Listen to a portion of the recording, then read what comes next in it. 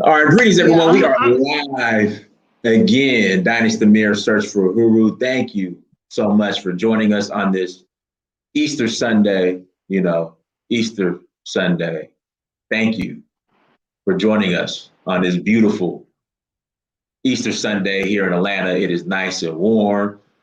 Here in Atlanta, it is a beautiful day. Hopefully, we're finally in spring, like for real, for real. Because Atlanta, the weather's bipolar. Like it'll be even in March and early April, it'll be nice one day, it'll be in the 30s the next day. So hopefully today is a beautiful day. Me and Massa went to the park. We threw the football around. Massa likes to eat hamburgers. that's why he was late.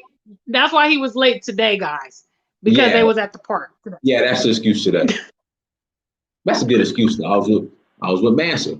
Shout out to what's up? Shout out to Rakeem, my Sierra Leonean brother in the chat room. Speaking of Sierra Leone, guys, we are leaving in 15 days. 15 days. Wow. We are going 2 weeks. Yeah, 2 weeks. We're going to Sierra Leone, everyone. Looking forward to it. We're leaving on the 19th out of Chicago, the Shy, headed to Sierra Leone. 19th to the 29th tour. If you want to roll with us, let me know. I got one more spot, maybe two more, but for sure, one more spot.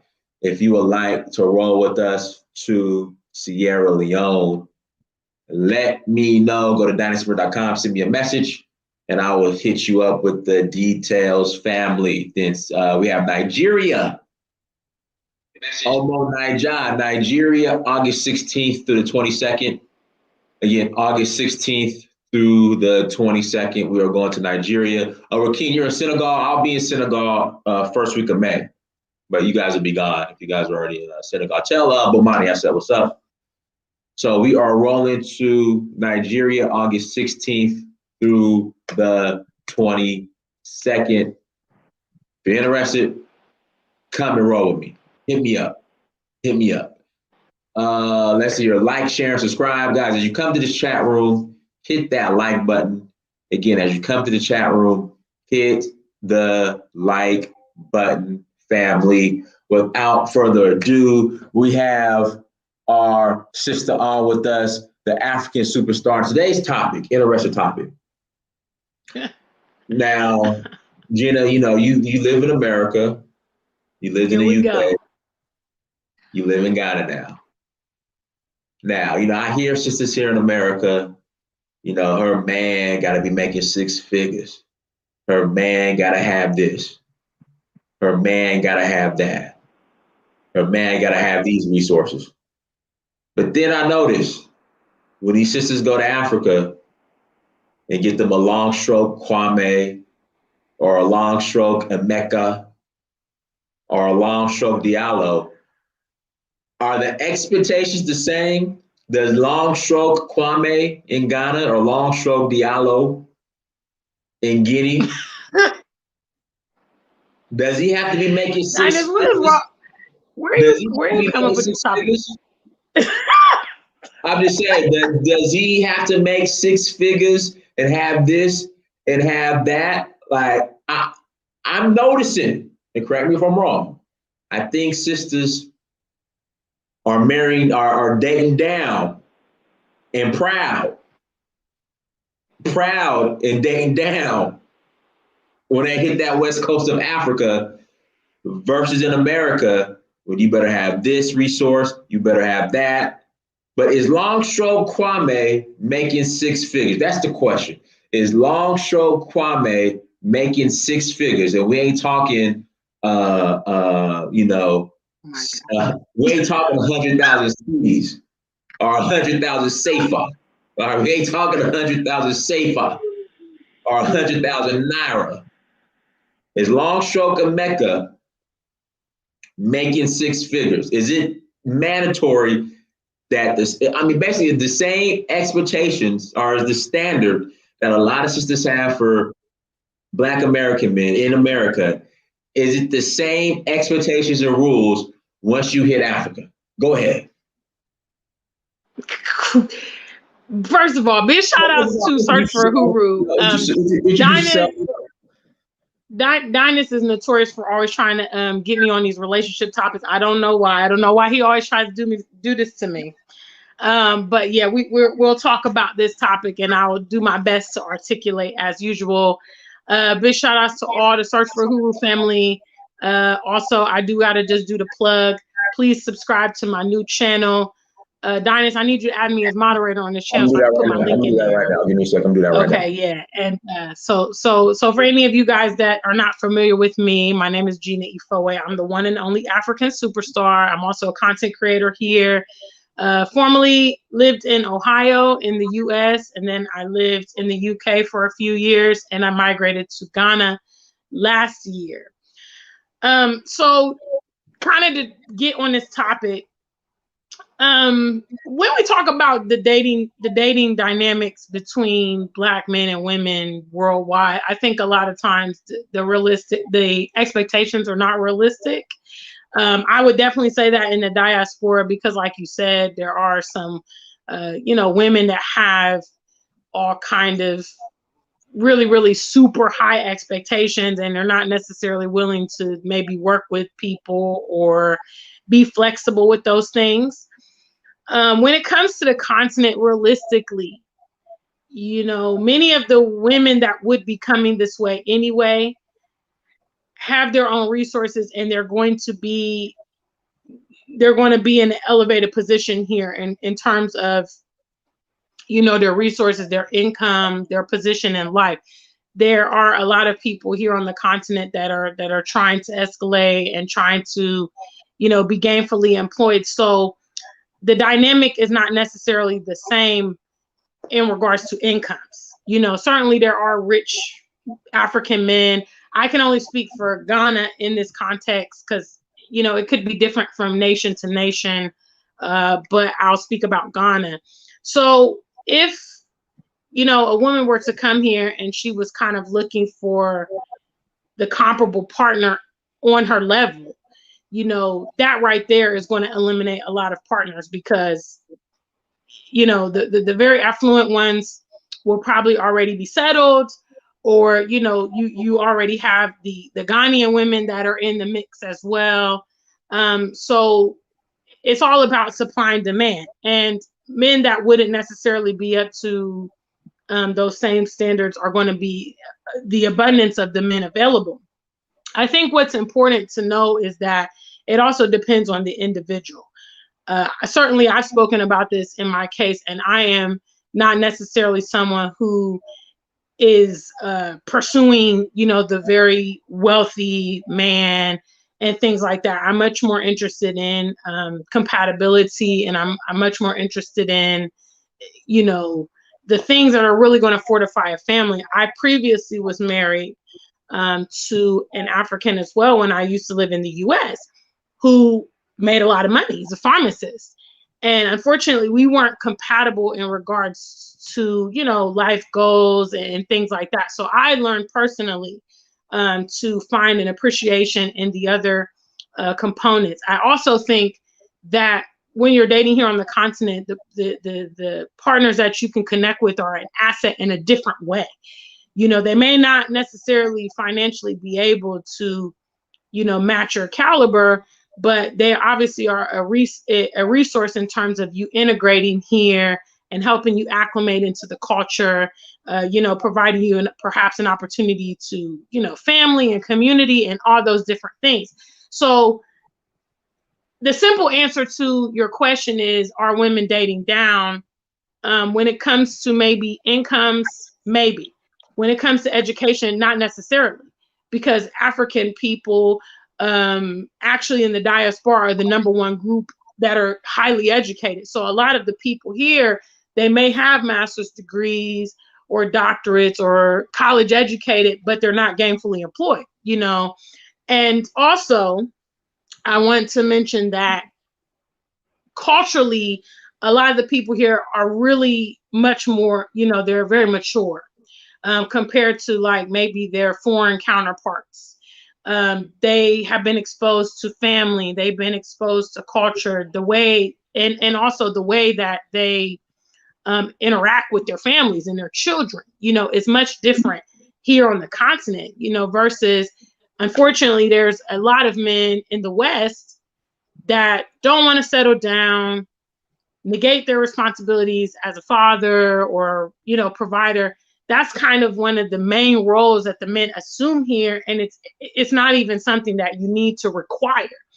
So if you compare the two, if it's going to be based on finances, yeah, I mean, definitely a woman, I think, that's going to move here to the continent, she's got to be a certain tier. You're not going to be having the impoverished, Black Americans moving here. You're not going to be having the low educated ones moving here. You're going to have a certain caliber that is coming here.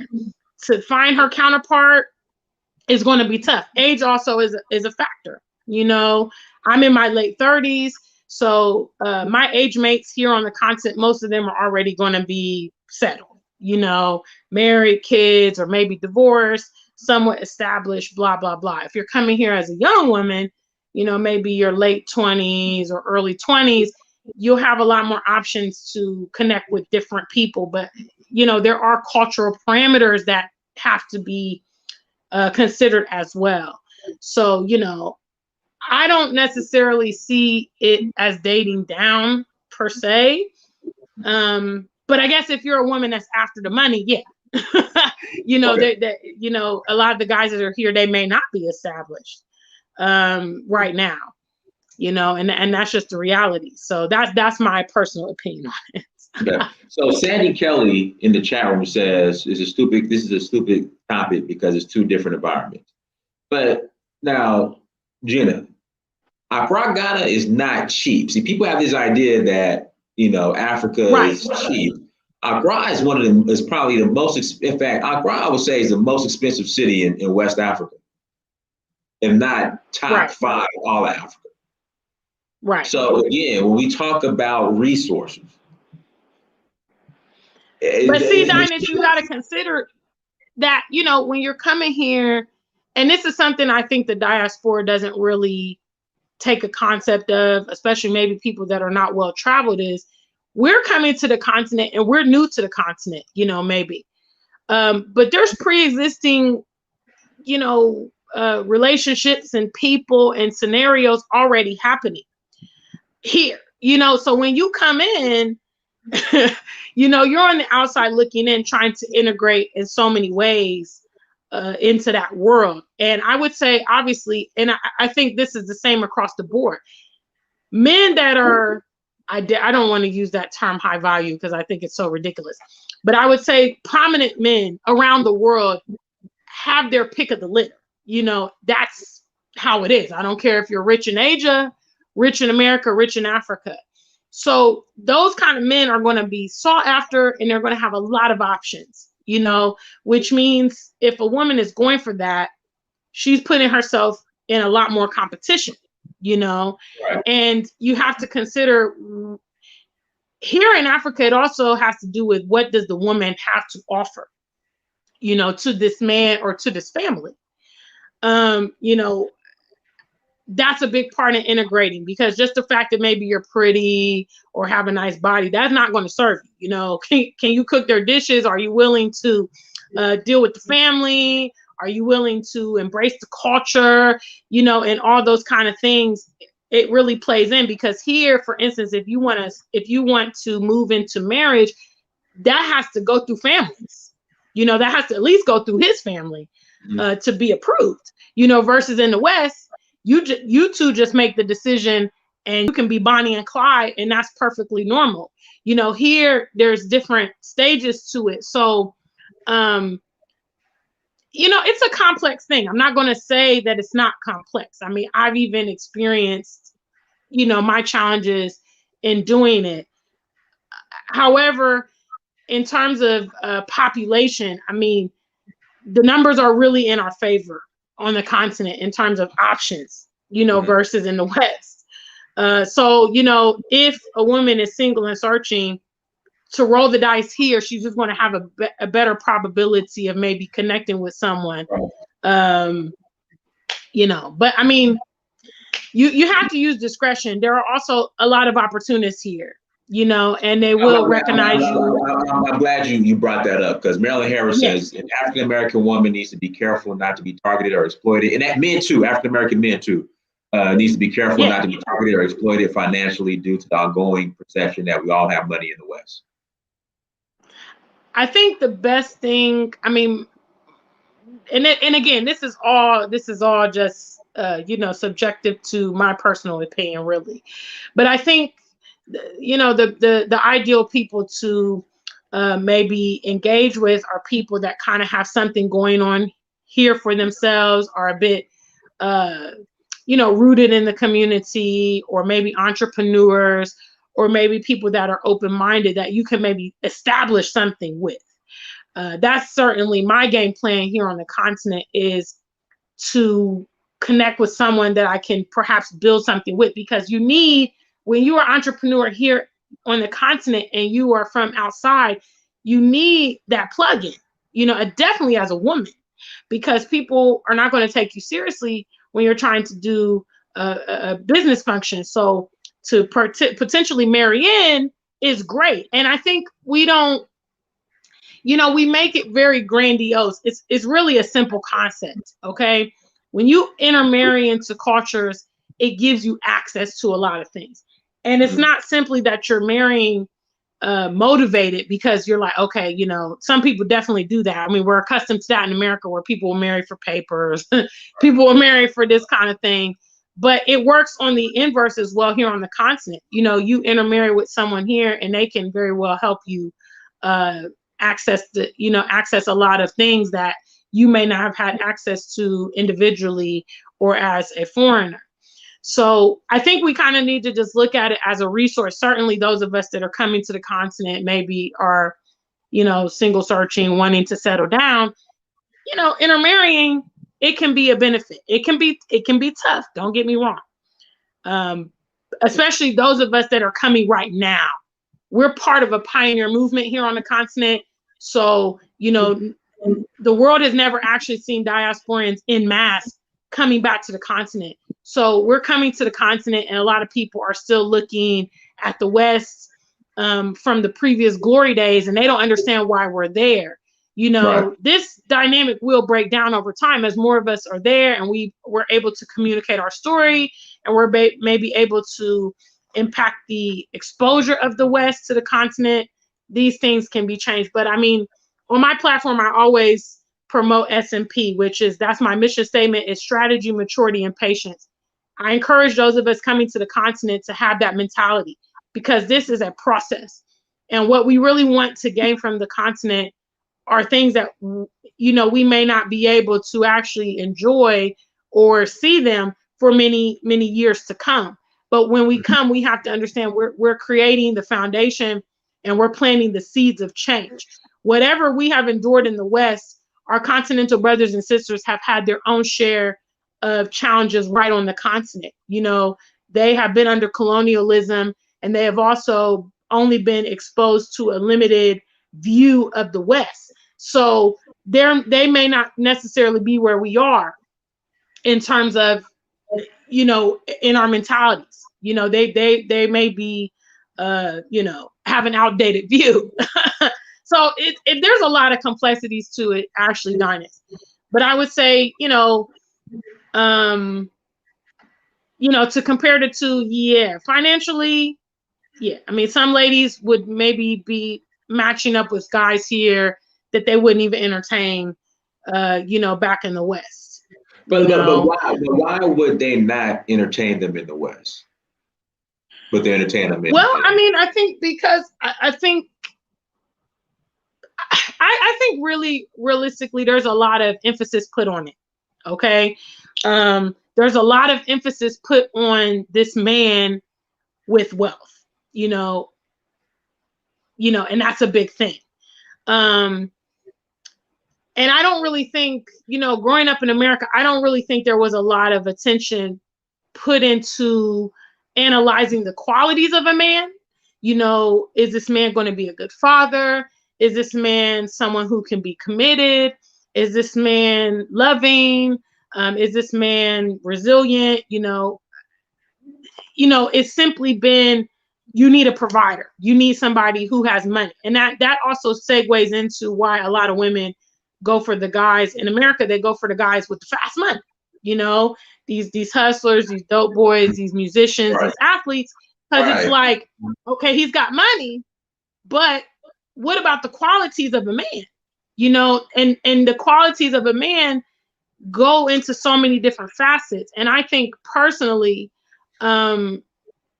you know, the social construct here on the continent fosters the quality of a man. And a big portion of that is the men growing up here on the continent have the ability to have relationships with their father, you know, so they're able to observe a man. It's a very male dominated community. So, you know, those men or those young men are growing up understanding what the expectation is, versus the men in the West, unfortunately, are on their own a lot of times, or they're being socialized with a lot of women, and they have a lot of other campaigns that are strategically trying to destroy them, you know, and misguide them. So I think obviously the dynamic in the West is unique, and you know, we have also been pit against each other absolutely in the West, you know, because the system has deliberately destabilized the Black man in America. It has also elevated the Black woman, you know, and there are Black women, because they feel that they're highly educated and they're high earners, that now they can, you know, they don't need to have respect towards men, or they're very condescending to men. And, you know, just that whole dynamic has created a lot of tension between us. And that's not necessarily the case here on the continent. You know, men and women have a way of interacting here that's noticeably different than the way it is in the West. So I think probably the focal point of, you know, pursuing men, provider men, or men with a lot of money, you know, that is definitely flawed, because like I said, you need also to evaluate the qualities of a man. And sometimes you can be with a man, and as a woman, we have a lot of power to help cultivate a man as well. You know, if you know how to utilize your feminine power, you can very well empower that man to become a better man, or to improve himself, you know. And we see this mirrored through so many, you know, prominent Black men of the past. A lot of them attribute a lot of their success to the woman in their life, you know, who was helping motivate them, who was helping heal them from their, you know, their disappointment. And, you know, you see people like Coretta Scott King, that was next to Martin Luther King, you know, Madam Shabazz, that was with Malcolm. And, you know, these women empowered their men, you know, because they were in very difficult situations. Even I would say like Michelle Obama, you know, she was an ideal partner for Barack. And we just, you know, I think modern day, the way we look at it is, certainly young women, in my opinion, or women, in my opinion, look to the man to have all the components to manage the relationship, and they negate their role as well, because it's we both ebb and flow. I got to interject. Repeat what you just said again. You just dropped the jewel. You got to repeat. Yeah, I mean, I think that young women or women are looking to a man to have all the components to manage the household, manage the family. But we both have roles to play, you know. And as a woman that was married to a very successful man, to be honest, you know, when a man comes to the plate with everything, you know, and you haven't necessarily invested in that relationship, you know, it's easy for him to be detached from you, because he's not, you know, there's nothing that's threading the two of you together. The relationships that really last the test of time are those that are intertwined. And that intertwining is going to keep you together even in the hard times, because the man's going to look at it and say, you know what, I have so much in this relationship, you know, I've invested so much in this relationship, or, you know, this woman has been there for me, this, that, the other, and vice versa. The woman's going to say, you know what, I've been with this man, we have a family, we have a kid, we have a business. But when a person's in the relationship, and let's say you're the breadwinner, you know, and you're doing everything, you know, you're paying all the bills, you know, you're doing everything for the kids, you know, you're managing it, and maybe your partner is not contributing. When you get fed up, you're thinking, what is this person even bringing to me? You know, what is the value of this person in our relationship?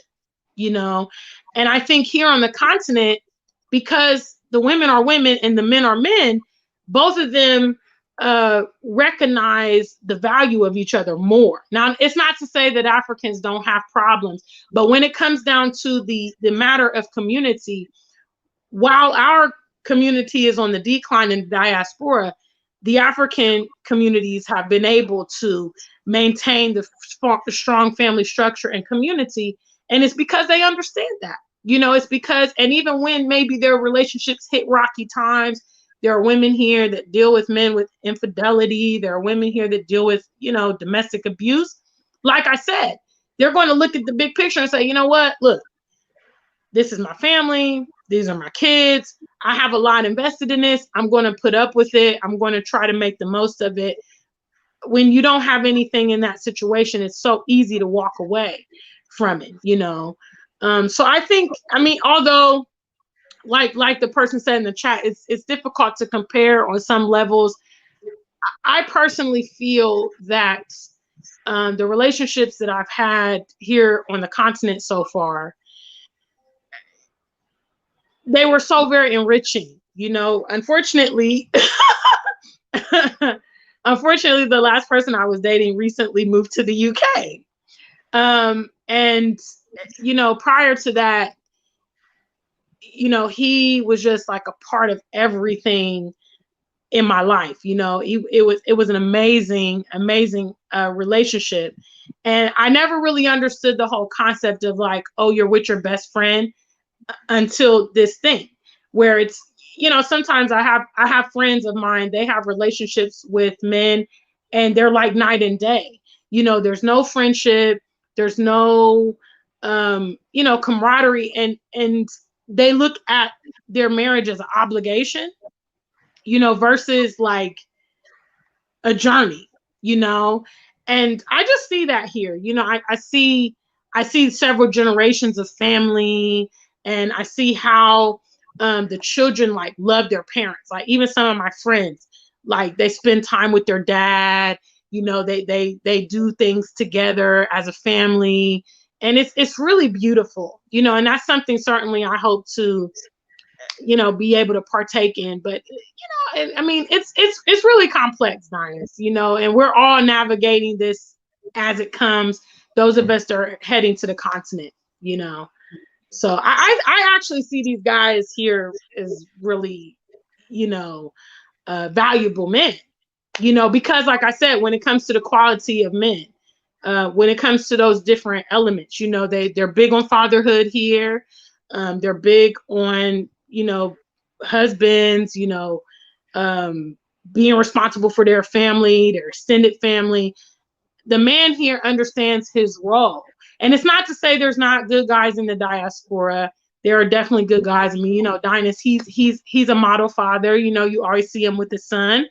You know, he's made fatherhood a priority, even though, for instance, he wants to be in Africa, but Mansa is in America, so he has to make that decision. You know, the fatherhood piece here on the continent is massive. And I think that's the difference. I mean, men grow men. You know, women, in as much as we try, and a lot of times we're thrust into situations where we have to nurture young men. I mean, we cannot do it in the form or fashion that a man can. And so when there's so many men here on the continent and they're imparting knowledge with these young men, they're spending time with these young men, they're loving these young men, you know, they're teaching them the role. And not only are they teaching them the role, but they're providing the example by, you know, still having those long time marriages. And, you know, I think the young men here, they see it as a sign of maturity. Most people here on the continent by age 30, they're getting married. You know what I'm saying? That's kind of like the cultural norm. And they see it as a rite of passage. Like, okay, you know, now I'm taking this woman. I got to be responsible for her. Definitely the out of wedlock, you know, children is like still not as nowhere near as proportionate here as it is in the West. You know, we don't really see it as a big deal in the West, but here it's still kind of a thing where, you know, you might be sowing your oats and all that stuff, but you don't just leave children all around and you don't just neglect your children. I mean, they really,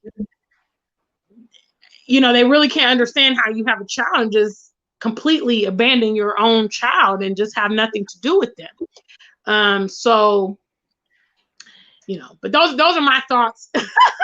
Those are my thoughts on it. Guys, we have 237 people watching. Guys, hit that like button. I need you to hit that like button. If you have not hit the like button, hit that like button. And then make sure you guys go subscribe to Jenna's new page. Again, go subscribe to her new page as well. Did you put the link in the chat? I made you a mod. Did you put the link in the chat room? Yeah. Let me go in there right now and get it. So now you say this about African men, right? Then you have African women who say the opposite about their own men in Africa. You know, they're what's the word? Misogynistic. That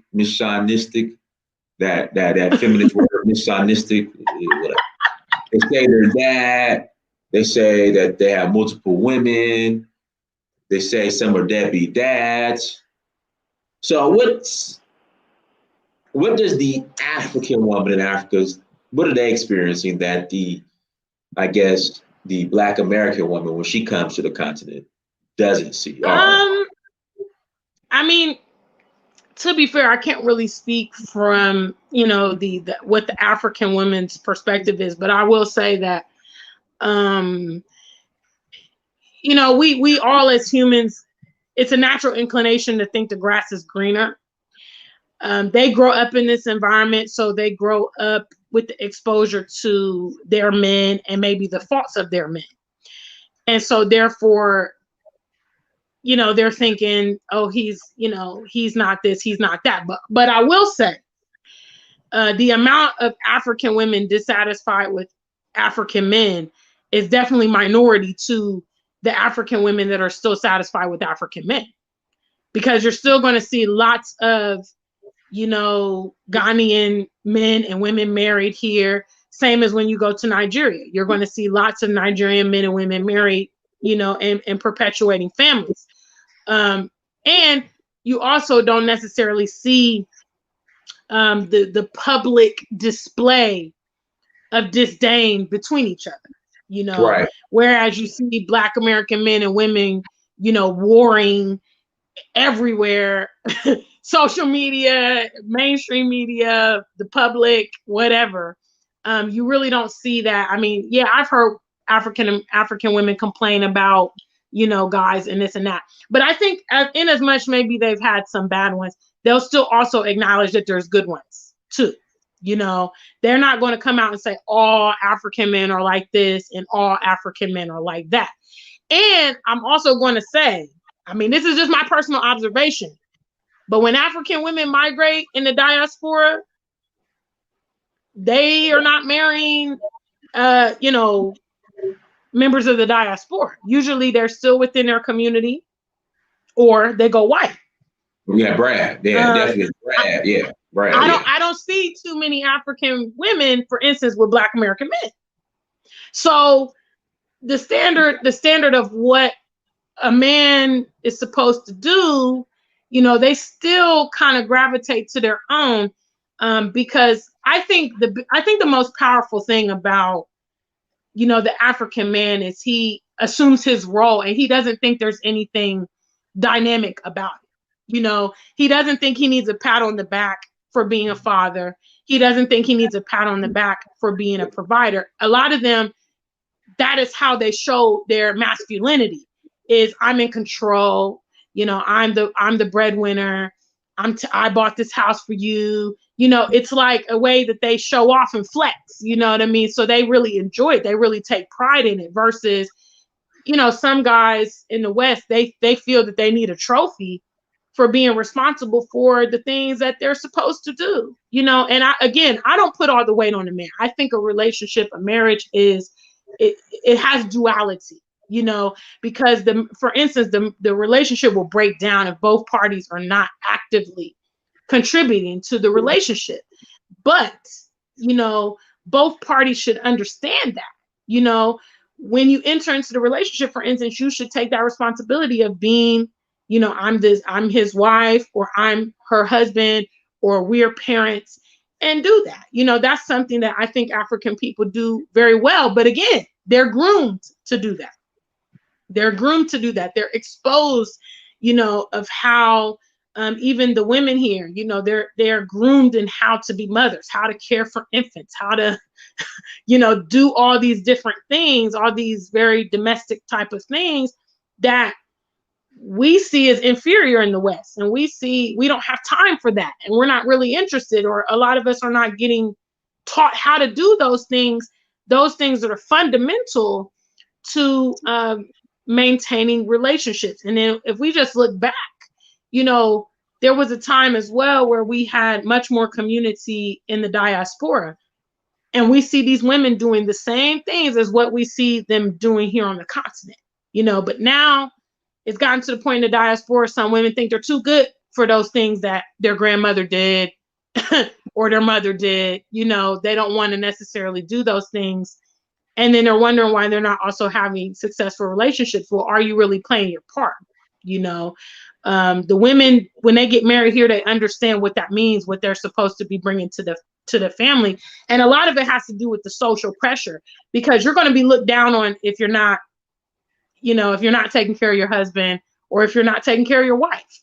Your peers are going to frown on that, and people don't like to be embarrassed. So that creates the dynamic where also people want to be responsible because they don't want to be talked about. They don't want to be the black sheep, and there's a lot of uniformity here on the continent because of that. They don't want to be the outsider. They want to be, socially acceptable. So it's quite interesting, and I think there's definitely strong suits of both ends of the spectrum, but I think those of us obviously leaving the West, a lot of us kind of crave the community aspect that's available on the continent. So if that's the case, then we certainly have to observe how that functions, because the community is comprised of more uniformity than it is individuals. You see, because when everybody wants to be an individual, that tampers with the concept of uniformity. So there has to be certain things that are consistent, and that's what makes the community work. So, and that's the difference of, when you come to Ghana and you interact with a Ghanaian family, it's recognizable. When you go to Nigeria and you interact with the Nigerian family, it's recognizable. You know what I mean? There's certain elements that demonstrate the culture, and that's valuable. So I quite admire the way that the community works here on the continent. It's frustrating in a sense because I'm trying to integrate, and it's like, this is really tight knit. You know what I mean? How am I going to get in here? But the beauty is, I think perhaps if our generation can break down some of these barriers, certainly our children and our grandchildren will be much more integrated back here on the continent. And I think that's the goal. That's certainly the goal I'm striving for. This is the second time this has been brought up in the chat. Now, because their government don't subsidize them, that's why they're family oriented and willing to stick it out in their relationship. Same goes for women in the Caribbean and South America. So do you think a lot of the, in quotation marks, abuse, or I don't know how to say it, not physical abuse, but just generalizing abuse, whether it be mental, verbal, physical, seeing other women having kids outside of wedlock, or whatnot, outside of wedlock, but outside the marriage or whatnot. Do you think if women on a continent could say, you know what, I'm not going to tolerate this because I know I could go to the government and get WIC or, Section 8 or whatnot, that they will leave versus okay, here we go. Yeah. I get what you're saying. I get what you're saying. Go ahead. And absolutely, there's people that would definitely take that avenue. And actually, that was one of the tools that began to break down our family environment, because they enticed the mothers, for this government aid. But one of the requirements were that you can't have, two working adults in the household, which kind of put the wedge between the woman and the man, because maybe the lady was like, well, I want this support because I'm going to get so much money from the government and you're not bringing it to me or whatever. So she's willing to take that over the man. And then again, I mean, like I pointed out before, as the woman escalates, some women, they want to flex too. So It's like, yeah, now now I'm educated. Now I make a lot of money. Now I got the car. Now I got the house. And, you ain't nothing. So the elevation of women, or the opportunities for women sometimes, it does create that balance, unfortunately. So, and I mean, in a sense, what he's saying is right, because there's a stake in maintaining families here. And even back in the days in America, when, for instance, like women couldn't work, the men were the ones that worked and they were the breadwinners. Obviously, the women know, okay, if I leave this man, how am I going to survive? How am I going to get money? How am I going to take care of my kids? So, she had a stake in perhaps staying with him because of her survival. When women become very independent, then that's when they get choosy about what they're going to deal with and what they're not going to deal with. And that's what you see in the diaspora. You have lots of independent women that are so choosy about what kind of partner they're going to take. And ultimately, it leaves them on their own a lot of times. So it's a very delicate balance. I mean, because then there's also some men that are really sensitive about that. They're going to be sensitive about the fact that, maybe you have more education than them, or you make more money, or, in my case, sometimes, one guy I dated, he really felt inferior because he was just like, wow, you've traveled, you've done this, you've done that. And I wasn't flaunting it in his face, but he felt, what could he offer me, because he couldn't even relate to a lot of that stuff. So some of those things emasculate men, especially depending on how you communicate it to the man. So yeah, I think he's right about that. Okay. All right. Shout out to Brandon. Dynas, of course, we are held to a higher standard. The only men in Africa who will tolerate the Black American woman's masculine and competitive mindset are broke. Same as in America, we the same. Thoughts on that statement? Yeah, I mean, definitely the men in America, the women in America have very high standards for the kind of guy they're going to deal with. But again, not all. I think some women can try to be more diplomatic and look at it across the board. They might appreciate a man who doesn't necessarily have all the material means, but is a good man, has good qualities and stuff like that. Shout out to Jamal Omar, the continental African woman and the Black American woman have a lot of similarities. It is useless comparing the two.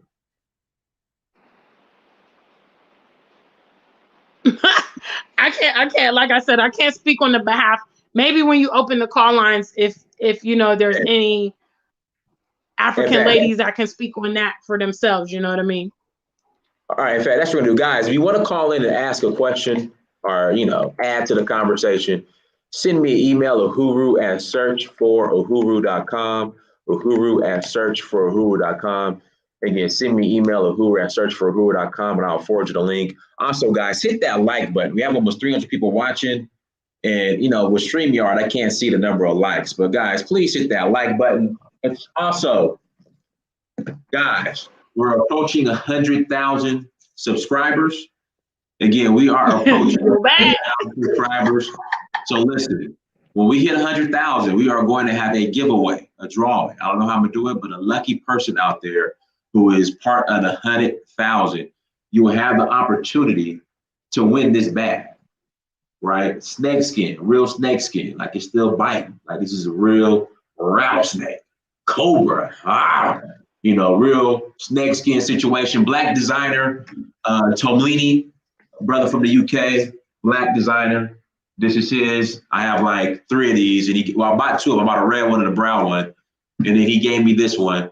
So y'all, again, you have the opportunity to win this bag. And then we got some free crypto as well from the brother over at Lead Wallet, brother Francis in Nigeria, Omo Niger.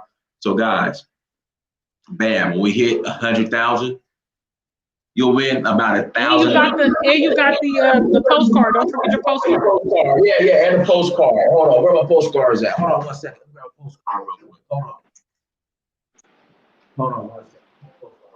Yeah. Also, too, you will win. I will send a postcard. So you get a postcard, bag, snakeskin bag. Listen, guys, this bag, right? This bag, this is not a flu. This is no fugazi. This is no fake chicken Rolex. All right, this is real snakeskin. Like, for being a subscriber, you have the opportunity to win over about $1,000 worth in prizes. This is a real situation. This is not a fugazi. All right. In fact, whoever super chats today, if you super chatted, send me an email with your address and I'll send you a postcard.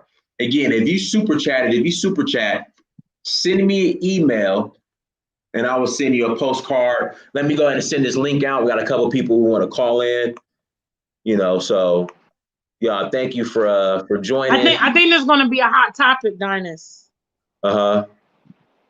All right, Ebony Outlier, I just sent you the link. And then Brother Knockmeezy, I just sent you the link as well. Yeah, Knockmeezy in his avatar pic on his Google, his Gmail. I guess that's him fighting somebody. God damn. Yeah, he be fighting. I think he boxes. If I'm correct. He does. Hey, Knockmeezy, they say you really don't do kickboxing. They say you be doing Thai Bo. That true, Knockmeezy? They say you really a Thai Bo instructor.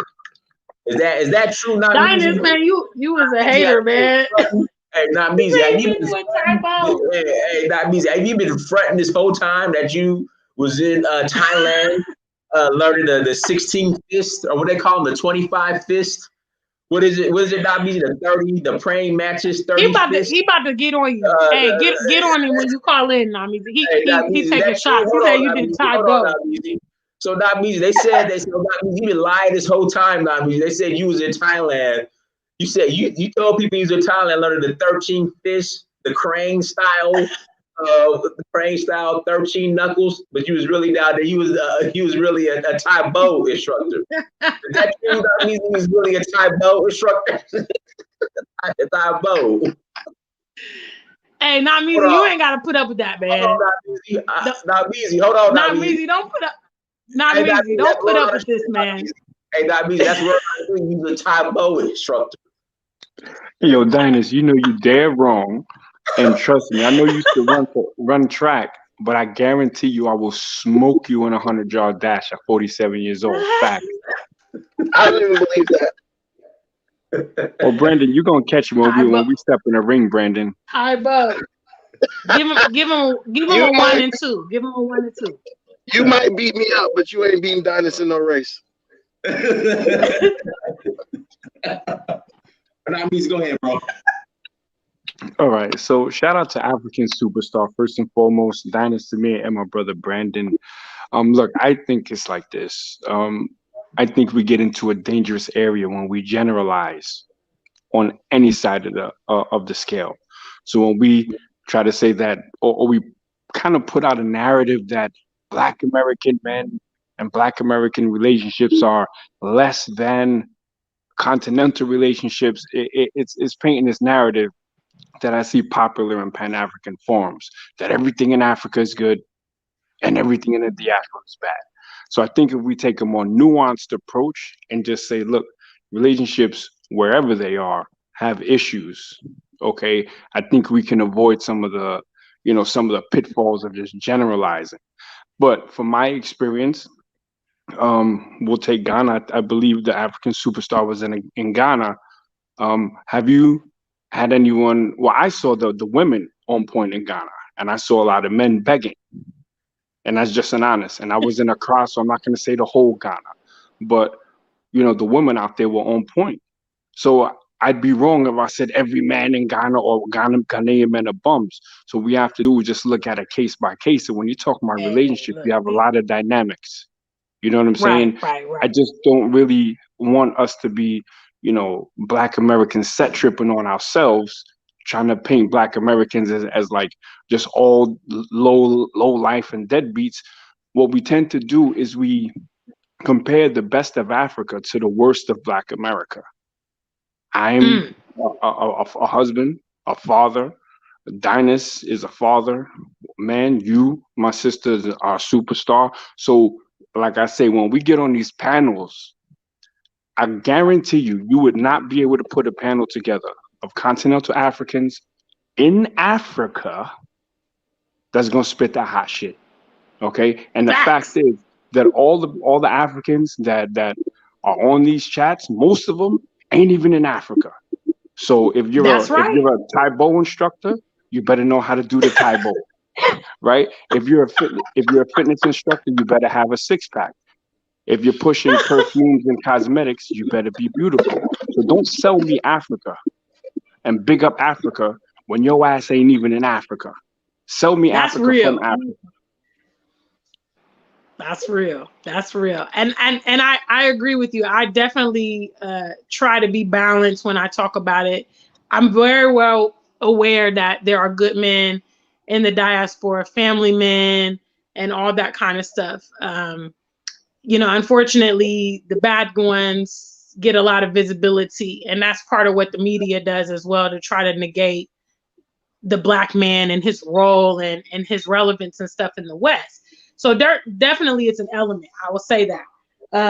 I assume you've been to the continent, so you know that the family is more. There's an abundance of them here versus what we see in the West, and so you have a lot of valid points. I mean, Ghana is lit. I love it here. It's my home, and I'm very happy here. And I see a lot of positives with the dating compared to when I lived in the UK and when I lived in America. But I happen to not slam Black men. I have a lot of Black men that watch me on my platform, and I always try to be respectful because I realize that we have a common enemy that is creating a lot of the infrastructure that makes us, cast the blame on both sides. There's faults of Black men, there's faults of Black women, and that's global. It's not just, in America or UK or whatever. There's issues here too. But I think when we realize how valuable we are to each other and kind of put down some of those trivial things, then we'll be able to flourish more, So that's my opinion. But I want to touch on your family thing. Look, every Ghanaian man isn't the idol father, isn't the textbook father. Every Black American man isn't. I can give little situations about what I saw in Ghana. I could talk about how my Ghanaian barber has a Surinamese wife in Ghana right now, living alone while he's cutting hair, and I had to bring her a big ass block of cheese. You know what I'm saying? How he pretty much abandoned his wife in Ghana. I could talk about that, but the thing is, it's not really to shame anyone. And I think we do ourselves a disservice as Black Americans when we get in these Pan-African spaces and big up Africans at the expense of Black Americans. Big up Africans. Big up yourself, Black Americans. Big up yourself, Black Europeans, or however, Yardis, whatever. We can't be taking shots at each other at the upliftment of people that, honestly, I'm going to tell you, sis, you're a little lighter than me. You Obroni status in Ghana, right? You an Obroni. So I see, and I spoke to brothers like, yo, can you tell the diasporans? They say, yeah, the ones with the big, of course, and the crusty toes and the flip flops. So when they see you, Just like when the women out there see me or any other diaspora men, they're seeing the bag primarily, not because they're bad Right. people, but because of the social economic status of what happens in, let's talk about Ghana specifically. They looking at the year they returned was the diasporan bag. They was delivering a diasporan bag to the people. You know what I'm saying? And I ain't the bag, because I went out there for a specific mission. It wasn't Taibo, it was boxing.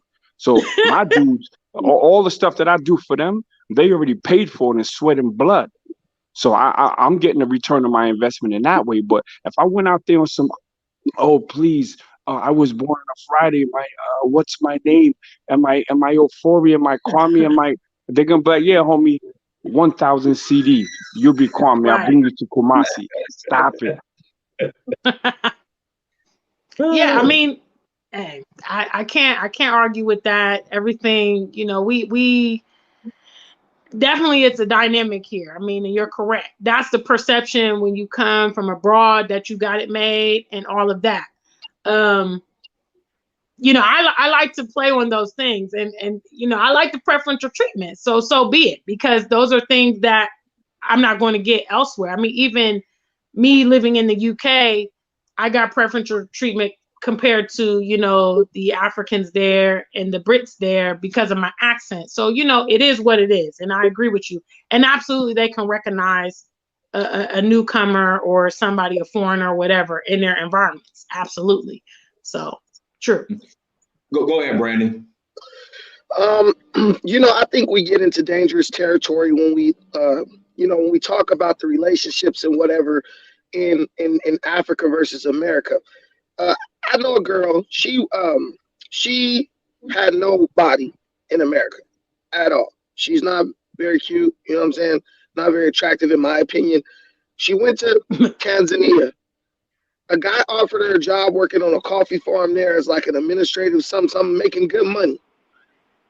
She goes to Ghana. I hit her up like, yo, what's up? You gonna do Tanzania or Ghana? She like, oh, I think I'm gonna stay in Ghana, right?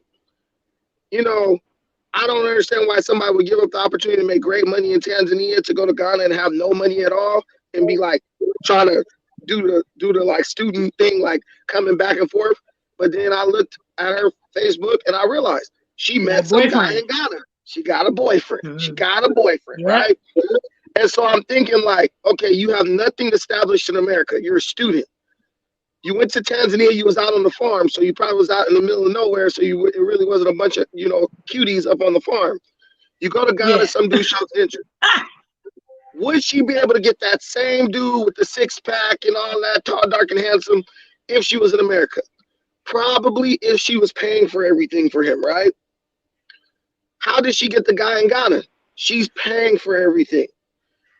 When somebody goes somewhere and they can't do what they doing at home, what they doing in that place, that tell you everything. Like me, I expect unwavering obedience, loyalty, and subjugation from a woman in America. So if I go to Africa and I expect that, it's not like, yo, he over there tripping, he doing the most, he never could do that. No, because my wife in America acts damn near better than a female in Africa. You know what I'm saying? So I'm able to get that.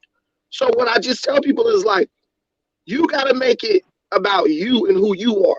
Who I am, I have a certain things that I demand, and I'm able to pull that out of a female no matter what continent I'm on, America, anywhere.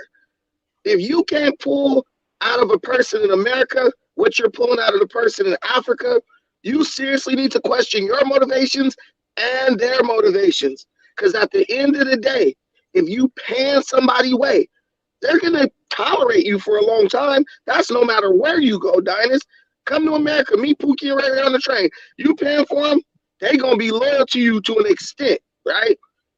Go to Africa. And I mean, you know, and I mean, to piggyback on what you say, I mean, we're all adults here. We have an adult audience. I mean, you can't also negate, you know, the power of the D. You see what I'm saying? So the power of the D can definitely influence women. And especially like you said, okay, that lady in that case, You know, she was single in the States. She went but African superstar, the D in Africa is not, let's be real, it's a different level of D. Because in my experience, the female. Here we go. I'm just saying. All I'm saying is, no, all I'm saying is you have a lot of women, for instance, that have been single. Like you said, okay, this example of this one. It's not the power of but it's not the power of the D. It's the absence of the D. Because Black American men, we putting it down harder than anybody across the board. I'm telling you from experience. Okay, I'm not going to argue with that. All I'm saying is, it's the absence.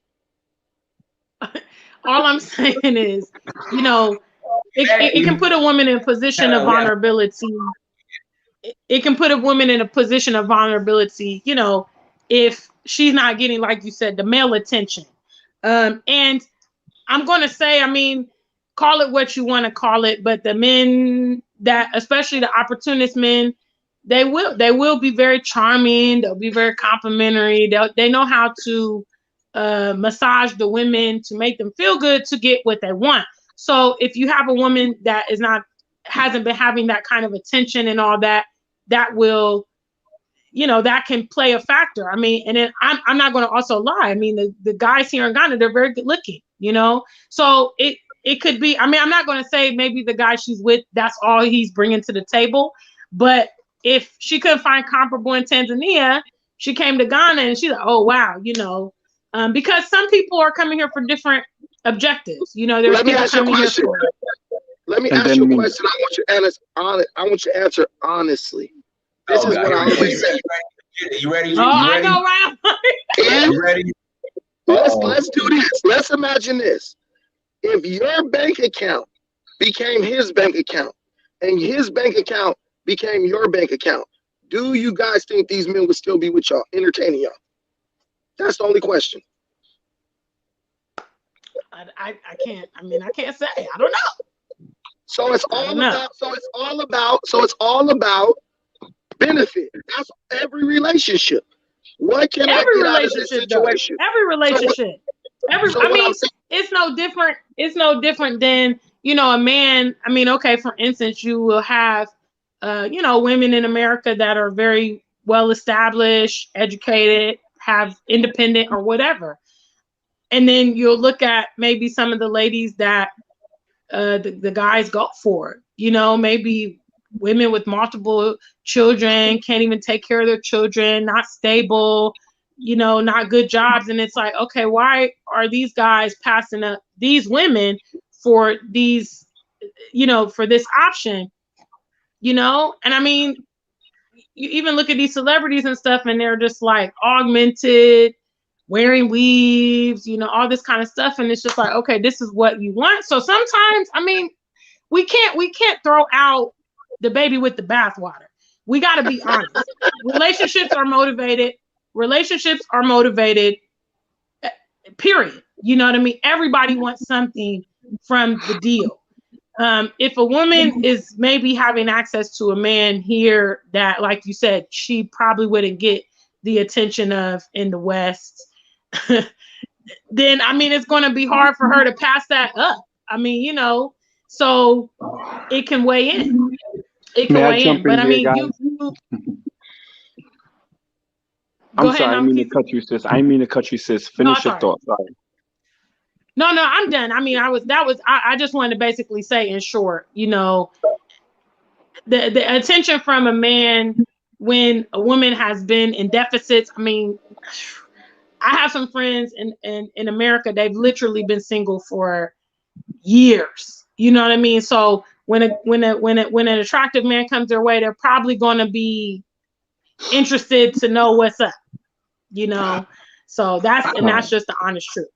So now those same women that are going to be enthralled by an attractive man are the same women that when I was 27, 28, I used to look for. Okay. I'm trying to give these women game. Don't fall for the handsome, you know, dude with the six pack with the big arms, you know, on 22s and all of that. Don't fall for that. Who's still riding around?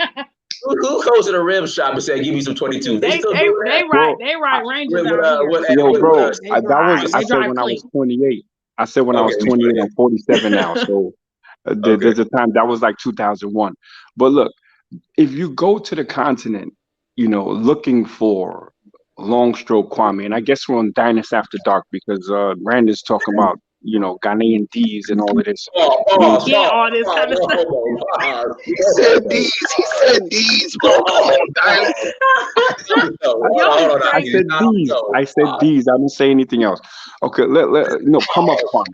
We're gonna talk about come up, Kwame. The come up Kwame is looking for the black woman that's going to the continent trying to find love. And if you listen to Ghanaian music, if there's any Ghanaians in the chat, especially Ghanaian women, they will tell you that a Ghanaian man will sweet talk the shit out of you. That's how that's how they're able to get these women online to send them thousands of dollars because they got that game, that mouth game. Right. Unfortunately, the mouth game doesn't extend to the bedroom for what I'm hearing. But that's another thing. You know what I'm saying? Look. That's not. Dynasty in the catch that one. That's not this time. I'm not going to talk on that topic. All right. So now check this out. The key here is to move, you know, just from a place of power. And someone, Audrey Kemi's gonna be like, Knockneasy plays the same record every time because I'm consistent. Okay. If you move to the continent with a sense of pride, you move to the continent with a sense of understanding who you are and what you're looking for, then you'll tend to avoid the garbage. And there's garbage. Look, men are men, regardless whether they're in Ghana, whether they're in New York, wherever.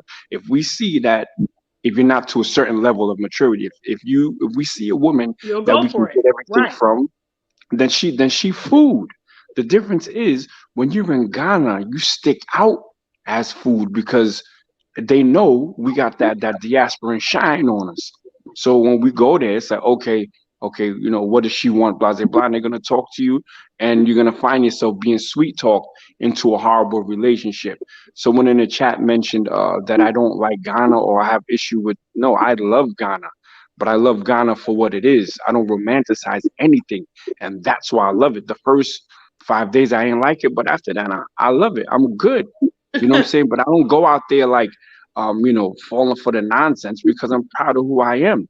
We as black, we start thinking globally black instead of just this versus that. You know, continentals, men versus African American. Look, if you're gonna do that, level the playing field, and then you'll find out that the playing field isn't level. You know, if you're gonna take the bottom of the barrel from Ghana and you compare it to our Pookies and Ray Rays, due to, you know, certain things in America, like you know, social programs and stuff, the Pookie and the Ray Ray is gonna have more money than the bottom of the barrel in Ghana because there's no safety net. But we shouldn't be comparing each other. We should be lifting each other up. You know what I'm saying? So if you go out there and you're just looking for love, you're gonna get got. I sat in Labadi Beach with a diasporan sister and a dude who was Fenty. And I told her straight up, I'm like, yo, you're the bag. You don't understand. You're the bag. Her man was younger than her, good looking dude, you know what I'm saying? Dark skin, looked like Wesley Snipes, whatever, right? Pause. But turns out that he was, you know, 6 months later when I came back, they wasn't together no more because it was the bag. So avoid being the bag. Use your femininity that you use in America. Just being strong and independent black woman is not a bad thing. I want my daughter to be independent. I teach my wife to be independent. If I die tomorrow at work, she already has things in place. Why? Because I don't raise my daughter. I don't lead my wife to be solely dependent on me. When something happens to me, my wife's gonna have to hold me down. Now, these men in Africa, they holding down their women, but then what happens to the man when he passes? I know for a fact, and Brandon might even know, I'll probably tell him behind the scenes. I had a brother from my team die in a motorcycle accident. So what do you think is happening to his wife? We as a team took up a thing for her so she can go to a trade school. I don't want my wife to go through that. So let's not idolize anyone and uplift everybody that's black. Hey, sisters, women in the chat room, call in. I mean, call in. If you want to call in, who at searchforwho.com. I mean, Gina's the only sister on the panel. By all means, call in. And guys, we're at almost 400. You know, the brothers always have a lot when this topic comes up. To say, basically. And I mean, I'm going to back up Nakmeezy on this topic. I mean, I think the comparison is always, it can be create that division, and we want to stray from that. We want to try to play off of each side the strong points.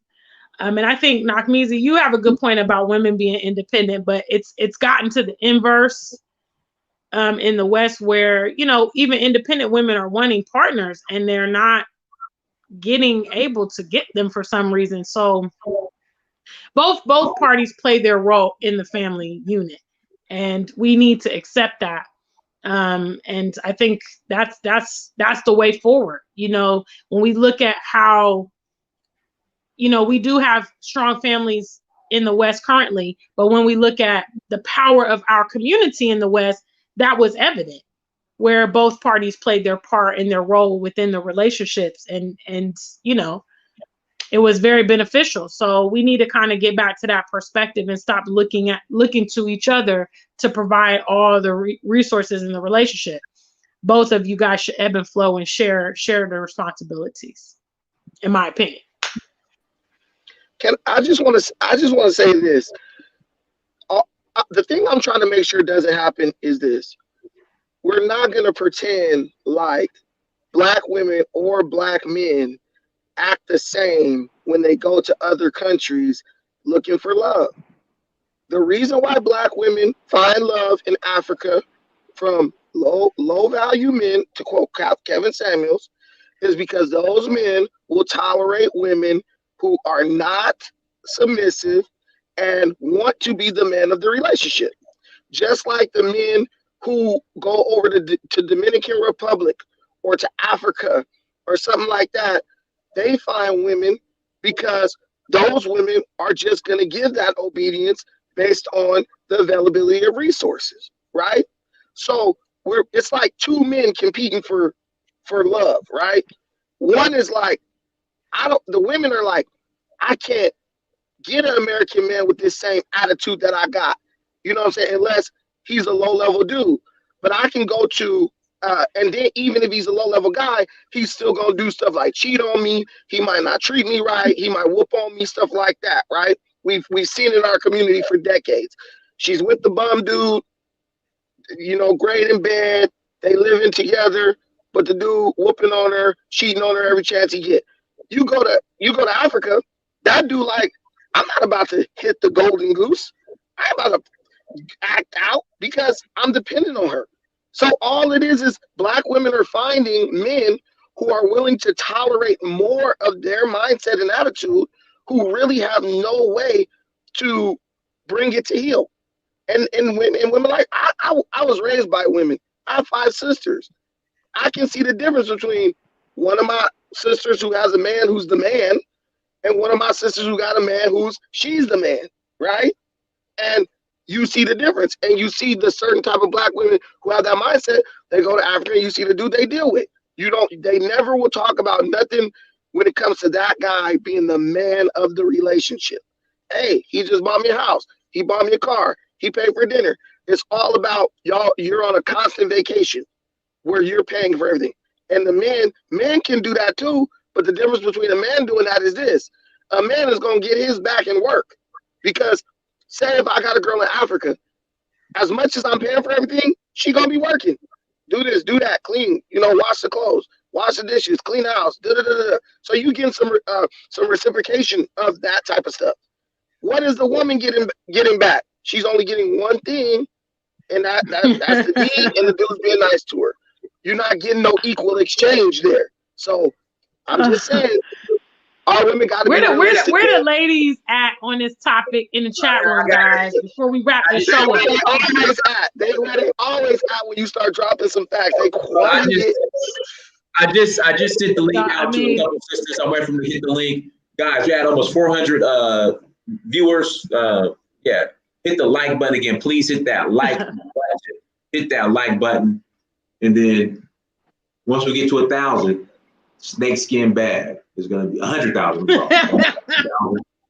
Brandon, you need that snakeskin bag for your travels? Man, I can't afford that. If I go with that, they might think I got some money. Give me that best snakeskin. No, it's not Fugazi. No, what I'm saying, Brandon, what I'm saying is you are a subscriber. So you are eligible when we hit 100,000 subscribers to win this bag. You are eligible. They're gonna think it's rigged, bro. If I win, come on. Okay, well then Knockmeezy needs it.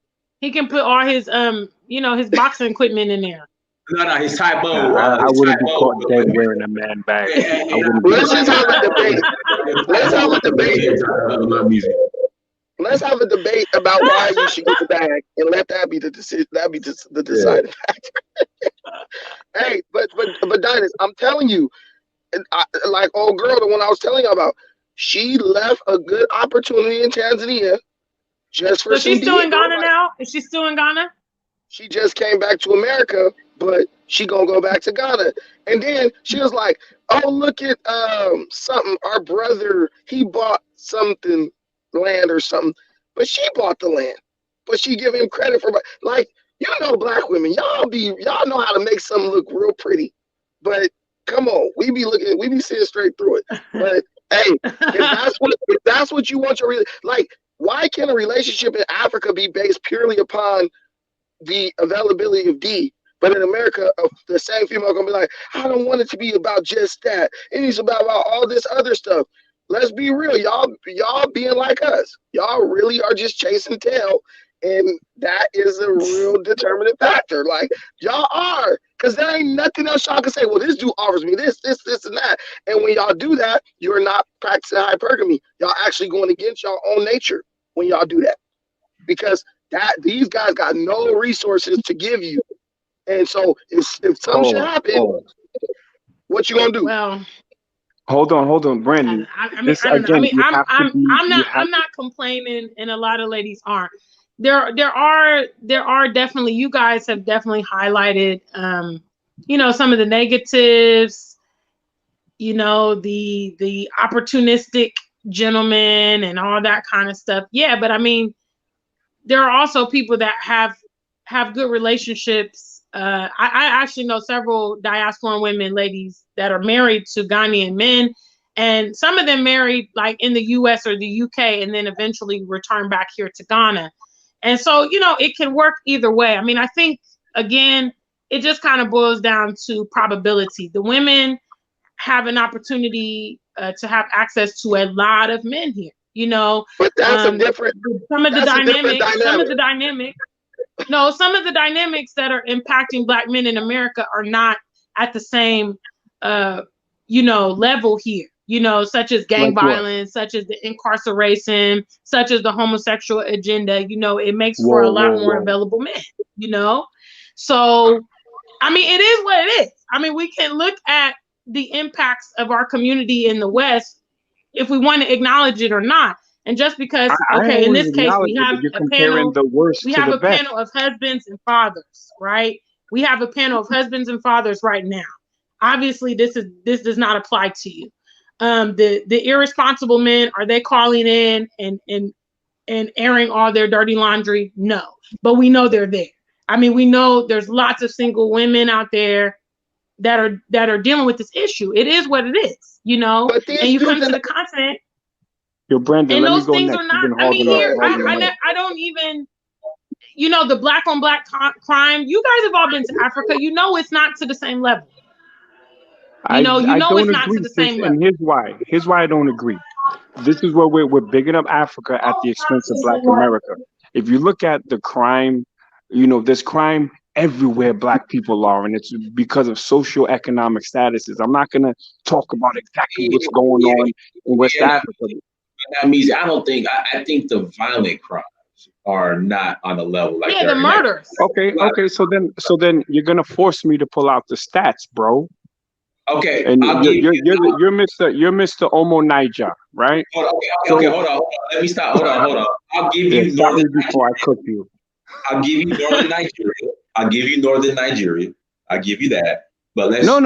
Don't give me anything. You're trying to stop me before I give it to you. If you're gonna compare 40 million Black Americans, the bottom of the barrel of 40 million Black Americans, and talk about a system that is a racially based system against the Black man, and then compare that to a whole continent of people. First of all, those are apples to oranges. So we're gonna pick a country, and we're gonna pick Nigeria. Okay, not even northern Nigeria. We could talk about Igbo land. We could talk about and any part of Nigeria. Well, we have Bloods and Crips. They have kidnap gangs. Okay, well, we may kidnap a drug dealer and take his stash. They kidnap you and cut your penis and stuff off. And these are facts. Okay, where do I get my information from? From Nigerian media, not from CNN, TBC News. And in Ghana, it's Ghana, whatever some Ghanaian thing is. But it's not to say that there's not crime in Ghana and there's crime in America. That's the point. If it was so bad in America, there wouldn't be 3 million Africans in America. And there's only maybe 5,000 to 6,000 Black Americans in Ghana. So the numbers don't support this whole doomsday scenario of every Black person in America. And then when I say, okay, I'll give you Northern Nigeria, we don't have to go to the north, bro. Y'all could just follow Nigerian social media. Buhari just went to England, to get a checkup again. Nigeria is screwed up. But no one talks about that because y'all be bigging up Nigeria. Let's see what Bernetta is going to say. Go ahead, Bernetta. Unmute yourself, Bernetta. Hey, Dynast. So what I want to say is that why are we categorizing people? Why can't people just somebody go to Africa or to the continent to say they're gonna and maybe not even to say they're looking for love. Maybe they just meet the right person and they fall in love. Now, of course there are predatory people on the continent, predatory men, but there are predatory men here in America as well, Black men. So I mean, does it matter if you love who you love? So I'm moving to Ghana, and I'm trying to start business there very soon. And I'm not looking. Bernetta, you got you a long show, Kwame in Ghana waiting for you? No, I don't know. No, absolutely not. And I'm not looking for that. Now, what God brings, God will bring, but absolutely not. Okay. Okay. Hey, Let me. I hope he brings it along. I hope he brings it along. Wait a minute. Look, because if the first and foremost, the reason I'm going to Ghana is not looking for a man. I'm going to Ghana to heal from the things that I have been through here in America. And that is the first, foremost, and only reason. Now, I'm not going alone. I'm going with my daughter. Okay. And so, I don't know what's going to happen, but I think we're categorizing people. Let me say this. I put all men in the same hat, and I don't care where you come from. So as far as I'm concerned, you can come from the clouds. And just like every man should put all women in the same context until you get to know that person, because just because you look good or you have a few dollars, what does that mean? That's not the content of your character. That does not make who you are. What makes who you are is your character and the type of person that you are and the things that you do and, and the life that you lead. So I don't care if he could be the finest man in the world. It won't make no difference to me at all. What kind of character does he have? How is he going to be with my children?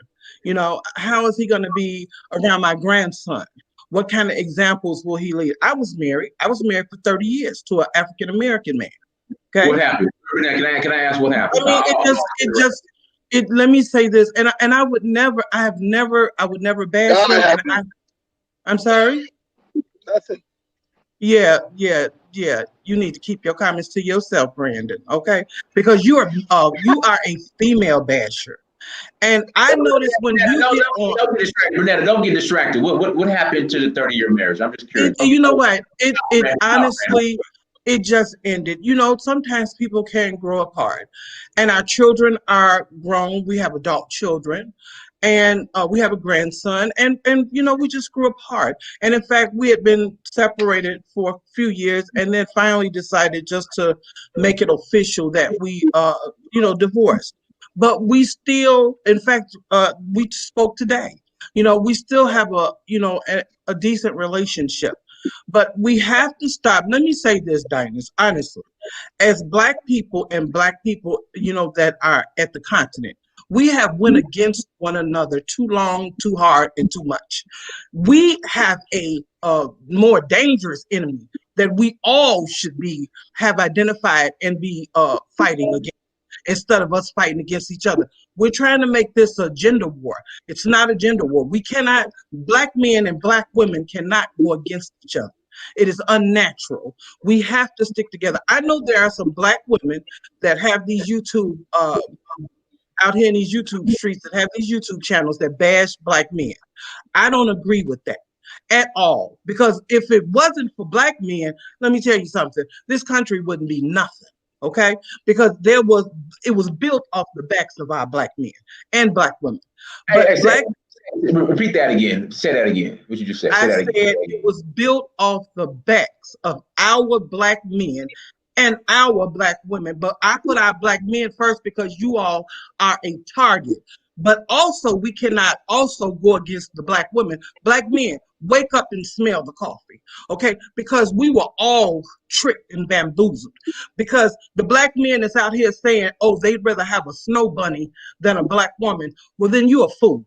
Because that's the plan that the white man has in this country, to divide us and to separate us. This is how they conquer us.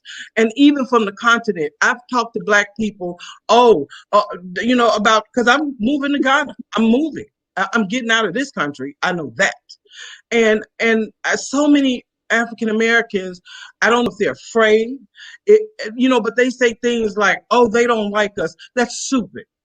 That's stupid. Now, I know there are some that may act indifferent, but we have to educate those, just as we have to educate our American brothers and sisters who feel the same way. Because in the end of the day, we all better get on the same page, because I'm telling you, we all got the same enemy. Go ahead, Brandon. Hey, okay, so this is what I want to say. First of all, I don't want to bash Black women. Every time you say something true about Black women, it's a bash. Fine. But the thing is, this is what I'm saying. I'm in agreement with Knockmeezy. We're not saying anything about somebody going to find love and all that stuff. What we're saying is stop trying to compare the worst of African American males to what really essentially is the worst of African males. You're not finding a high value, and I'm going to use the term high value. Y'all know what that means. You are not finding a high value male in Africa if you are a Black American woman with the mindset that Black American women carry. Just like you're not going to find a high value Black men in America. You're going to find a dude who is desperate for support, period. Just like in America, and I'm not bashing Black men, because the women do the same thing in America. They go for men who don't have much. But what we're saying is this: when you talk about who has the most to offer, the collective wealth of Black men in America, it is greater than the groups in certain groups, middle class groups, is greater than in Africa, because in Africa there is no middle class. But why is that, Brandon? Tell me why that is. Tell me why that is. Brunetta, the reasons don't matter. The only thing that matters, the reason does matter. Okay, let me finish my point. The reasons don't matter, Brunetta. If you guys are talking about global Black empowerment, tell me how you do that with Black American women going to basically be a support system for men in other countries who have no resources. Okay, I'm not done. That's not talking about empowerment. That's talking about making Black people go globally the way my family is. A bunch of dominant, big mouth females with a bunch of dudes who are deadbeats who calling me every month trying to borrow $40 to pay their light bill. And that's what's going to happen on a global scale. Women who are smart go for high value men because they try to secure the resources within their own race. Your men are going with other races because those are the women who are pursuing men black men of high value. Black women are like, I'd rather just not deal with it, because if he got money, he gonna be like this and like that. And don't let him be good in bed, girl. He gonna be trying to talk to you any kind of way. But While see, whites, okay, Asians, but see, the Mexicans, thing they're that just you're thinking saying, that Brandon, is, let me say this to you, the truth. sweetheart, because I think I'm a little older than you, so I'm not saying I know everything, but I think I may have experienced a little bit more than you. So let me say this, because you are categorizing, you're generalizing a whole people instead of separating it. Yes, there are women that may be are going to the continent for those reasons. However, and you're saying high value.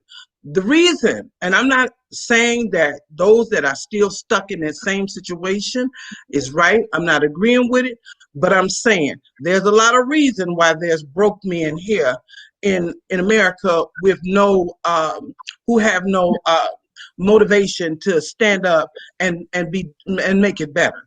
Okay, there is a consistent, continuous, ongoing thing here in America that goes against our black men to try to keep them down. There's a system set in place just for that. Now, I'm not agreeing with it that, okay, because somebody try to keep you down, that you stay down like that and just lie down like that, and a woman should take care of you. My father worked 3 jobs at one time, and he got enough money to start his own business. And he was a very hardworking man, and he was an African American black man. Okay, so I'm saying, though, we all have to work together, and you cannot generalize a person. And you know what? Because somebody is outspoken, as you are, I wouldn't say all black men have big mouths like Brandon. You know what I'm saying? Because a woman is outspoken does not mean she got a big mouth.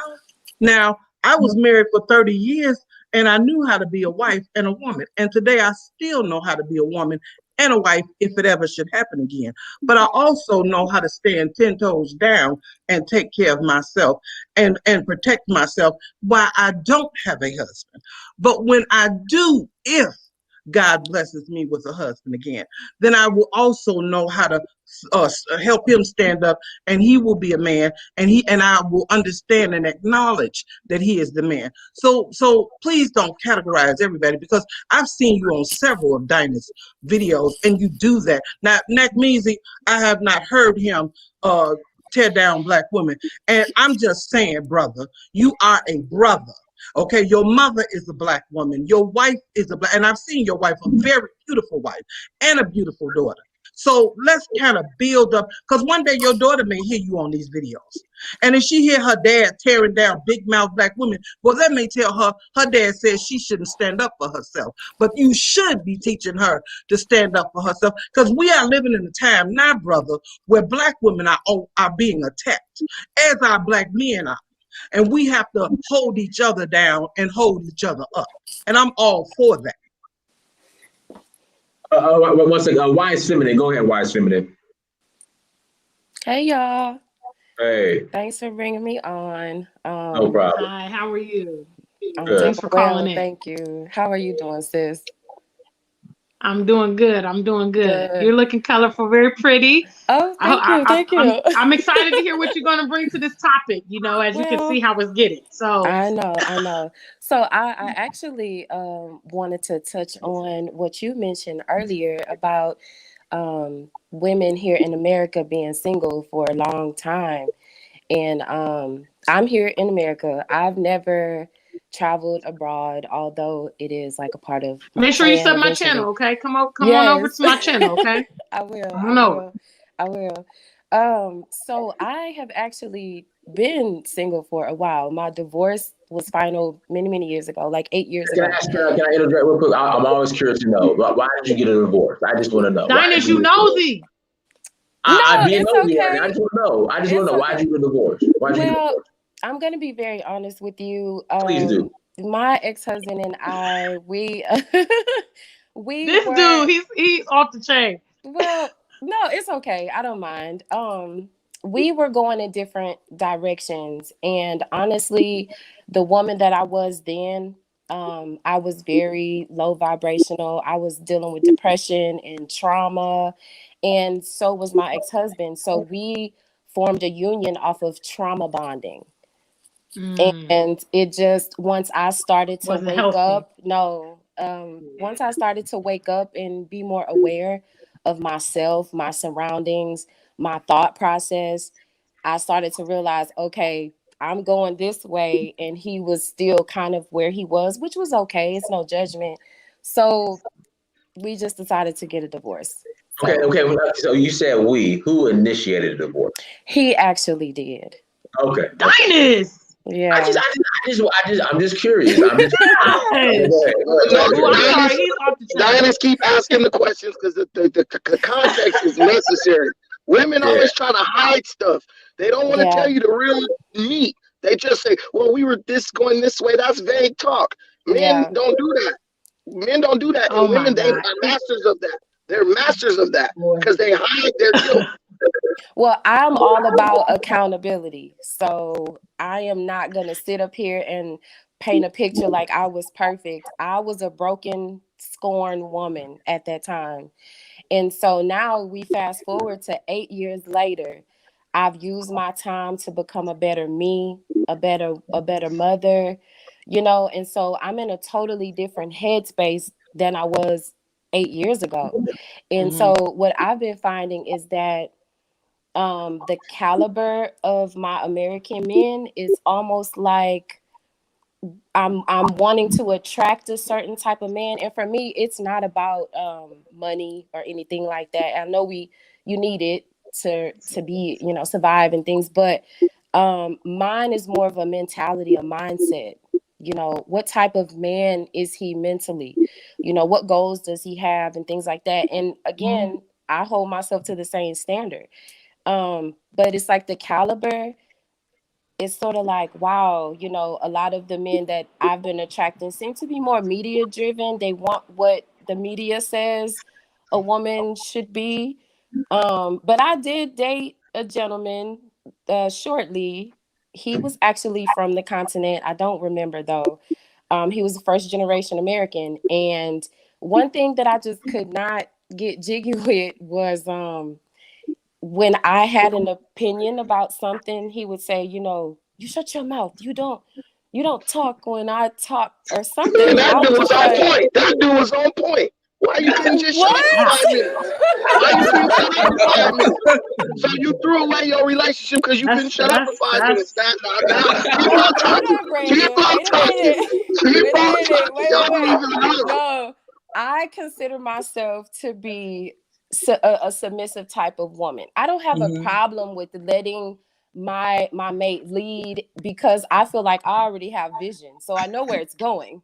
So I don't mind you leading, but it's just the talk like you sit down or you don't talk to me like that. And I'm just that's a little bit much right there. Woman in me. Exactly. My wife say that all the time. My wife tell me that all the time. My wife be like, shut up. And I just be like, all right, I'm gonna shut up. Well, see, I don't talk that way to my mate. So that's what I'm saying. And your wife is wise, Brandon. And so you should listen to her, okay? Listen to your wife. Renetta couldn't wait to get that one in. Okay, listen to your wife, okay? I be going off sometimes. And my wife would be like, Brandon, shut up. And I'm like, you know what? I'm probably talking too much. Brandon, and I'll tell you this. My parents were married for almost 52 years, okay? And they got a lot. And my father was a very demanding man.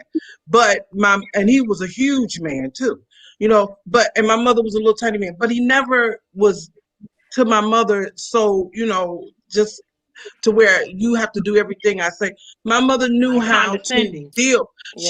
My mother knew how to deal with my dad. Well, she could get my dad to do anything that she wanted him to do. But she loved my dad. And she cherished my dad and she honored my dad. And she was submissive to my dad. And I grew up seeing that. So it's not that, like, I may sound very strong-edged right now. And I am. But I know as a sister, don't worry, Brandon got that effect on it. I know how Brandon to be submissive to my man, to my husband. First of all, and that's another thing, women, we shouldn't be submissive to everybody because everybody don't deserve you being submissive to them. Okay, we be submissive to your husband, the man that you are married to, the man who took the step to make you his wife and give you his last name. What's the opposite of submission? I'm sorry? You said you shouldn't be submissive to everybody. What's the opposite of submission? I didn't say you shouldn't be submissive to everybody. I said we should be submissive to our husbands. That's what I said. Okay, I thought I heard you say you should be. The thing is, everybody needs to constantly be submitting to each other. That's the only way anything's gonna work. You should submit to God.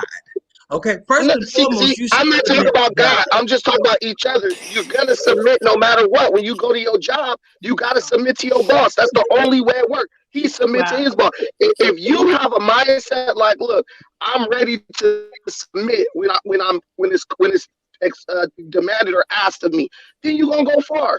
But even me, I submit to Dynas all the time. Brandon, don't post that. Take that down. You shouldn't put this. Right around, Dynas. And you should listen to Dynas as well. And guess what I do? I do that. I do that because I'm a submissive person. But a person who can submit doesn't get offended by other people expressing their thoughts and what they believe. So just like I'm very demanding, if my wife is like, Brandon, I'm going to submit to her in that instance. Okay. People make submission sound like it's a bad thing, like you let somebody stomp on your neck or something. Right. No, and I don't think it's that. I don't think it's that. And I would never say it's a bad thing. But now, like I said, you have to be careful because you want to submit to the right person who will guide you and take you to where you need to go, where God has for you, because there are people that have submitted to the wrong person. So I'm just saying it's nothing wrong with saying submit, okay, what you're saying. But I think it's the context and when you're saying, oh, well, a big mouth black woman. Well, your mother's a black woman. And she got a big ass mouth. So what? Good. And you should listen to her. No, she's not married, bro. My wife and my mom don't even get along because my mom won't shut up for 2 seconds. Usually a person who has a big mouth, they offend everybody. That's why most black women don't even get along. So guess what? Guess how many people you have offended, Brandon, because you have such a huge mouth.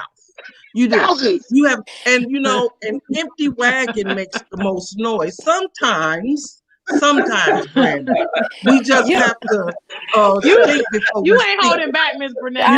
You ain't holding back on me today. Before we speak, because you can speak things into a person that maybe should not be spoke into a person. And look how wise Nakmeezy is. Now I've not heard him say one word during this conversation yet. Mr. So a man is wise if he's silent. He's about to come out. Don't worry. Mr. Nakmeezy, we ready to hear from you. All right, see, and Brandon, you can learn something from me in this regard. A wise man listens more than he speaks. Okay, Amen. I was ready to jump in and stop you a couple of times. Okay, go ahead. On the topic of submission, a woman knows what man she needs to submit to. Your job as a man is to be that man that a woman will submit to naturally. You cannot force a woman to submit. Absolutely. You can't do it. Just anyone ever watch a man get handcuffed? Handcuffing is about submission. If you put 5 cops on me, there's no way they handcuff me unless they break something.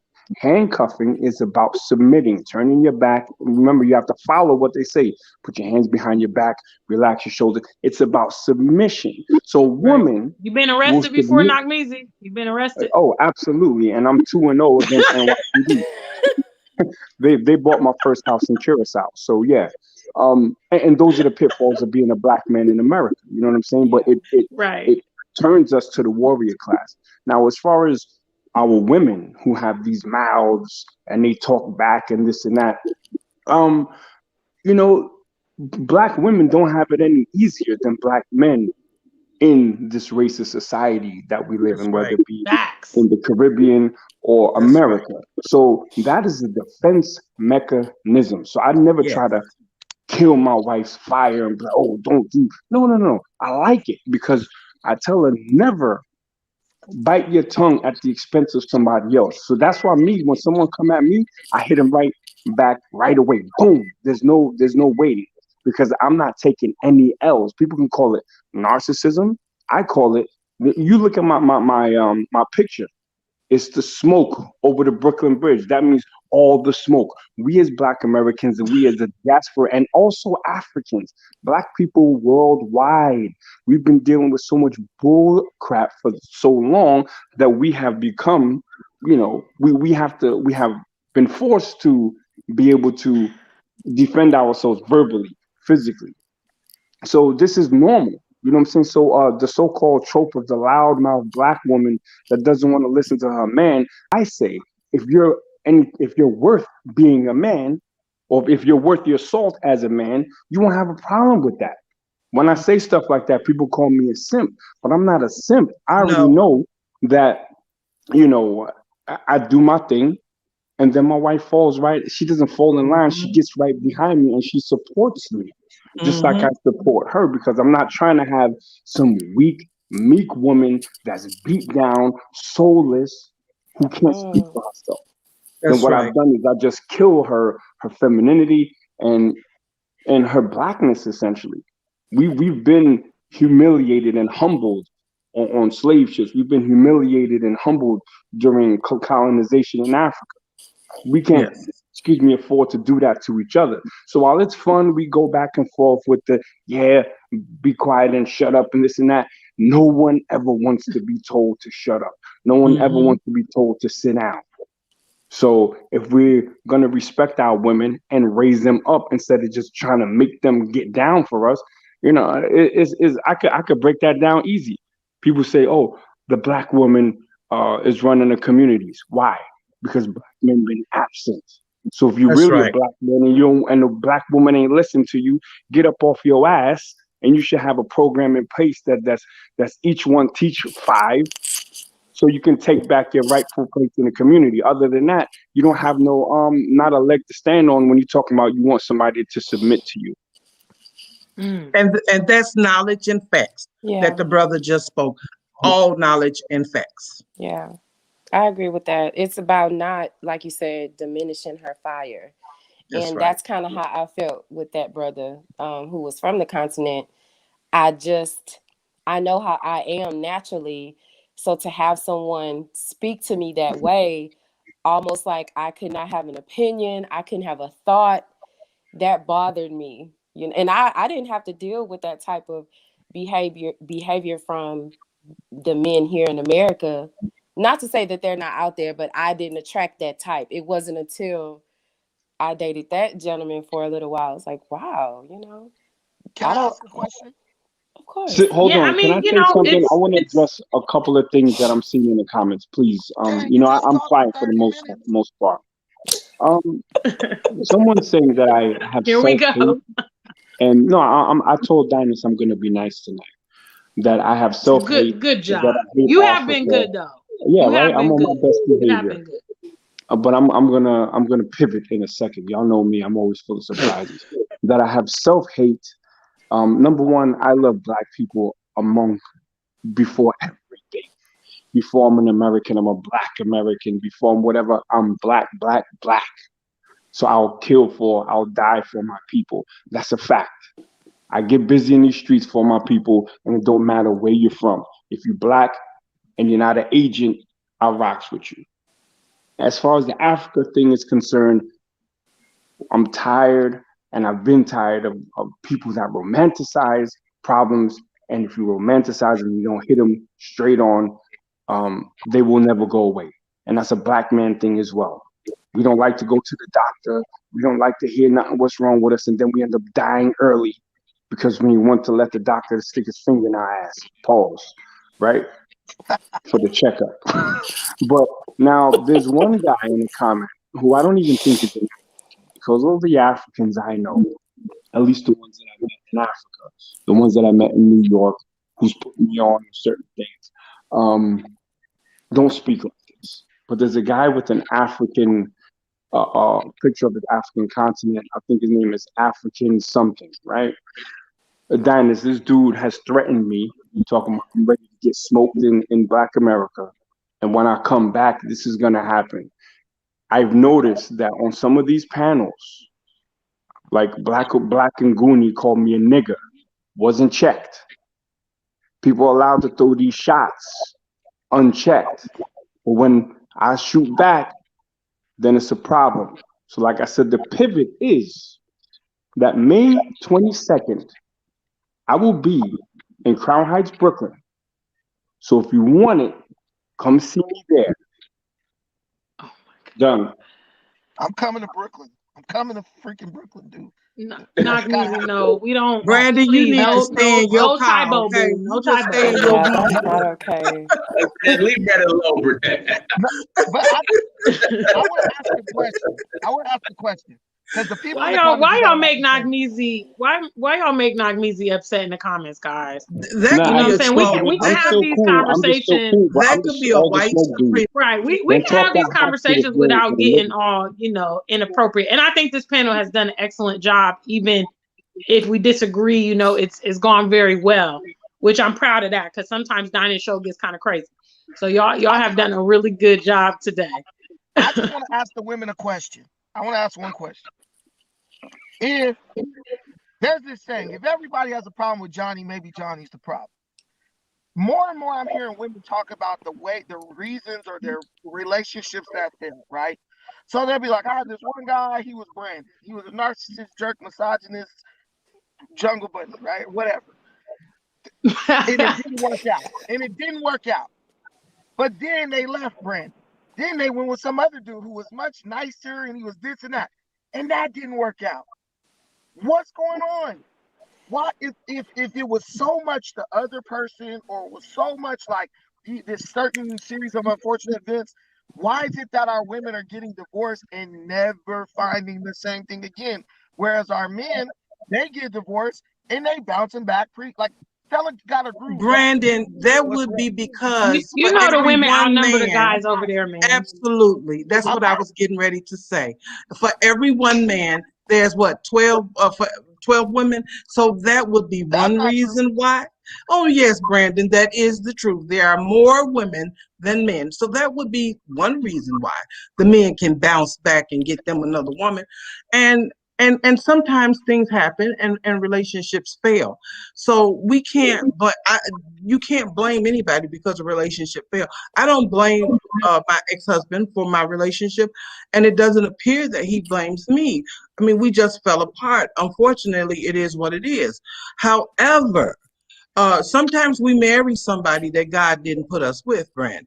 Sometimes but it is what it is. Nobody's to blame. That's some everybody gets a trophy if they participate. But Brandon, does it do any good to blame? Does it do any good? So what you're telling me is I should be a angry black woman, is what you're saying. That's what you want a sister to be? What I'm saying is we need to identify what went wrong. So well, we know what went wrong. And let me say this, it's none of your business. As if I wanted you to know it, I would have said it. So I'm trying to say it very nicely. I said we just went our separate way. Okay, so that's a nice way to put it. Burnett, I want to know, Burnett. I want to know what happened, Burnett. No, you know what? I don't like Dinah's quit. You know what, Dinah's? Because I don't like bashing. And we have a good relationship now. It just is what it is. It didn't work. It didn't work. And now my parents stayed together until my dad passed on. And but see, his parents didn't. His parents only stayed married for about 10 or 15 years, and then they divorced.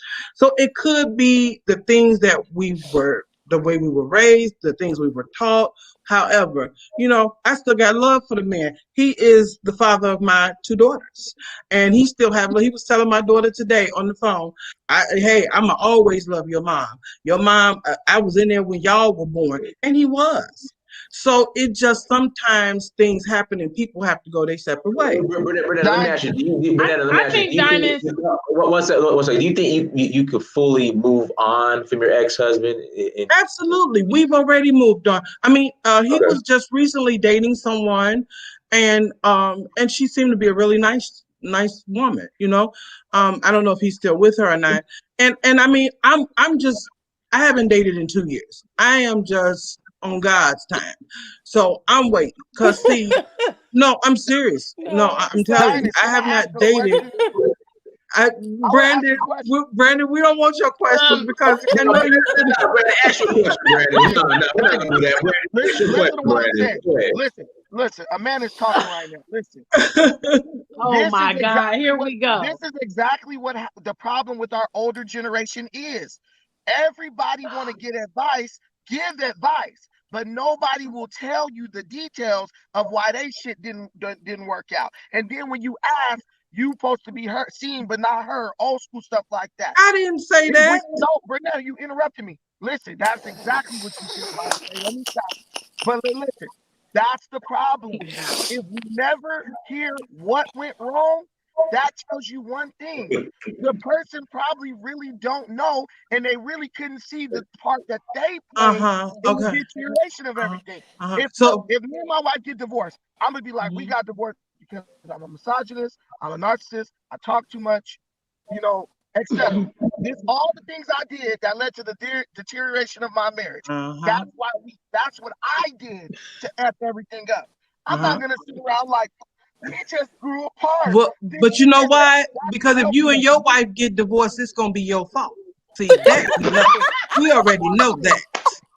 If you and your wife get divorced, it will be because of you, your attitude, and your mouth. Whoa. That wasn't my case. Oh my God. Okay. I just want to add, Miss Brunetta. I just want to add. I think also, our generation sees people as more disposable. They see people as more replaceable. You have these dating apps. I watched this documentary and it was talking about how like these dating apps kind of promote insatiable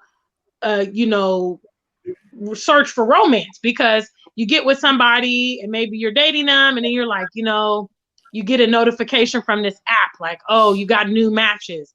So you go in there and you check it and then you're like, well, maybe I could get something better. Maybe I could get something better. And it gets to the point where, you're not really solidifying yourself with anybody because you're always looking for the next best thing. And I think our media really perpetuates that idea of not being content because we are huge consumers in the West, so I do believe that has translated into relationships, because whereas a lot of the value in relationships comes when you build and when you guys go through things and when you guys really establish the worth in each other, but you can never really get to that depth if you're constantly changing partners, so that's something that I feel my generation is doing wrong, is not really trying to fortify themselves in relationships or have the longevity versus, definitely when, you probably married your husband, when our grandparents were getting married, they looked at it as, okay, this is my partner.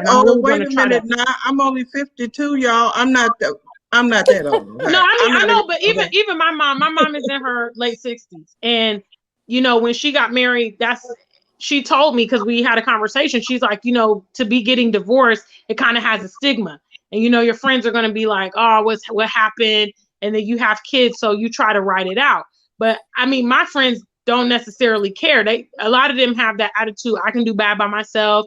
If he's not doing this or she's not doing that, I'll go get somebody new. We have to change that. We do. Yeah. We have to, because our women should not feel like that, like they can do better without a man, because we need our black men. And I'm going to say this, Brandon, and in all jokes aside, I have seen Brandon interact with his wife. And for all reality, I believe Brandon loves his wife. And I believe his wife loves him. No, I'm serious. She definitely loves him. Absolutely. So absolutely. So, and that's a beautiful thing.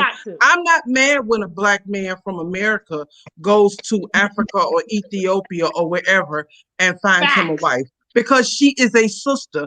I look at all black people that are global as sisters and brothers. I don't care where you come from. If your skin look like mine, you my sister or my brother. So I think we got to get out of the context of, oh, if black women run over to Africa to get a man, or if black men run over to Africa. I know you had a show not too long ago, Dynasty, well, about a couple of months ago, and the ladies got mad because they thought you were telling the men to go to other parts of the world to get wives because they're more submissive. And you were not doing that. But I was saying in the chat to the women, why are we upset? I don't care if a brother if she's from Ethiopia, she's a sister. Like, for real, Brandon. It doesn't matter. Be hype if I get a 6'5", with 6 packs. Be happy for me. You know what I'm saying? Celebrate. what Hey. I'm getting over in Ghana. You see what I'm saying? Absolutely. Don't feel no type of way about it. Nope, don't be upset because we gotta. At the end of the day, as long as they are brothers and sisters, I'm good. You know, I mean, we all. And I'm gonna say this: just be yourselves and love your spouse. Love your spouse. That's just it. It doesn't matter why people get divorced, because people get divorced for all kind of reasons. But know that you don't want to go down that road if possible, if at all possible. You want to stay married to the person that you're married to, that you got children with. Why is it that the black women in America who are seen as like the most high value, the Beyoncés, you know, all that? Why is it that like their husbands, they do things, cheat on them and stuff, and they still stay with them? But then the women who are not like of that level, they're like ready to quit, tear down the relationship over the same type of offenses. No, Like, that's not the truth. On the No, woman. the dudes is scarce. The dude. I mean, who's Beyonce gonna get with that's on her page? Who? And even if so, okay, look, Dinus. Okay. All right, Dinus. Good one, Dinus. But sometimes hoop dreams, brother. Hoop dreams. Even as a sister working in the corporate world, to be honest with you, I mean, there has been some indiscretion, you know, in my marriage, and it you know, I didn't leave just because of that one indiscretion. We stayed together. We kept building our relationship, our marriage, and we trying to rebuild it. However, like I said, years later, and it was years later, we just fell apart. So no, just because your husband, now, should the husband go out there and cheat? You shouldn't do it. But just because he did that, he had an indiscretion, and he comes back and he's fully sorry and he is remorseful and he wants to build his marriage, or even the wife, if she went out there and had a transgression. No, we should not throw our marriage away. However, if you got a man out there on what's that date night that black people meet, and he actively searching He just getting everybody. and he married, okay, and he out there actually dating like he's a single man, well, then he needs to be a single man. He don't need to be a married man. I don't know, man. I think Brandon, to kind of piggyback off of what you said, and let me add, I've watched you, Brandon, on your channel and on Dinus's channel. I'm probably one of the only people who don't have a problem with you.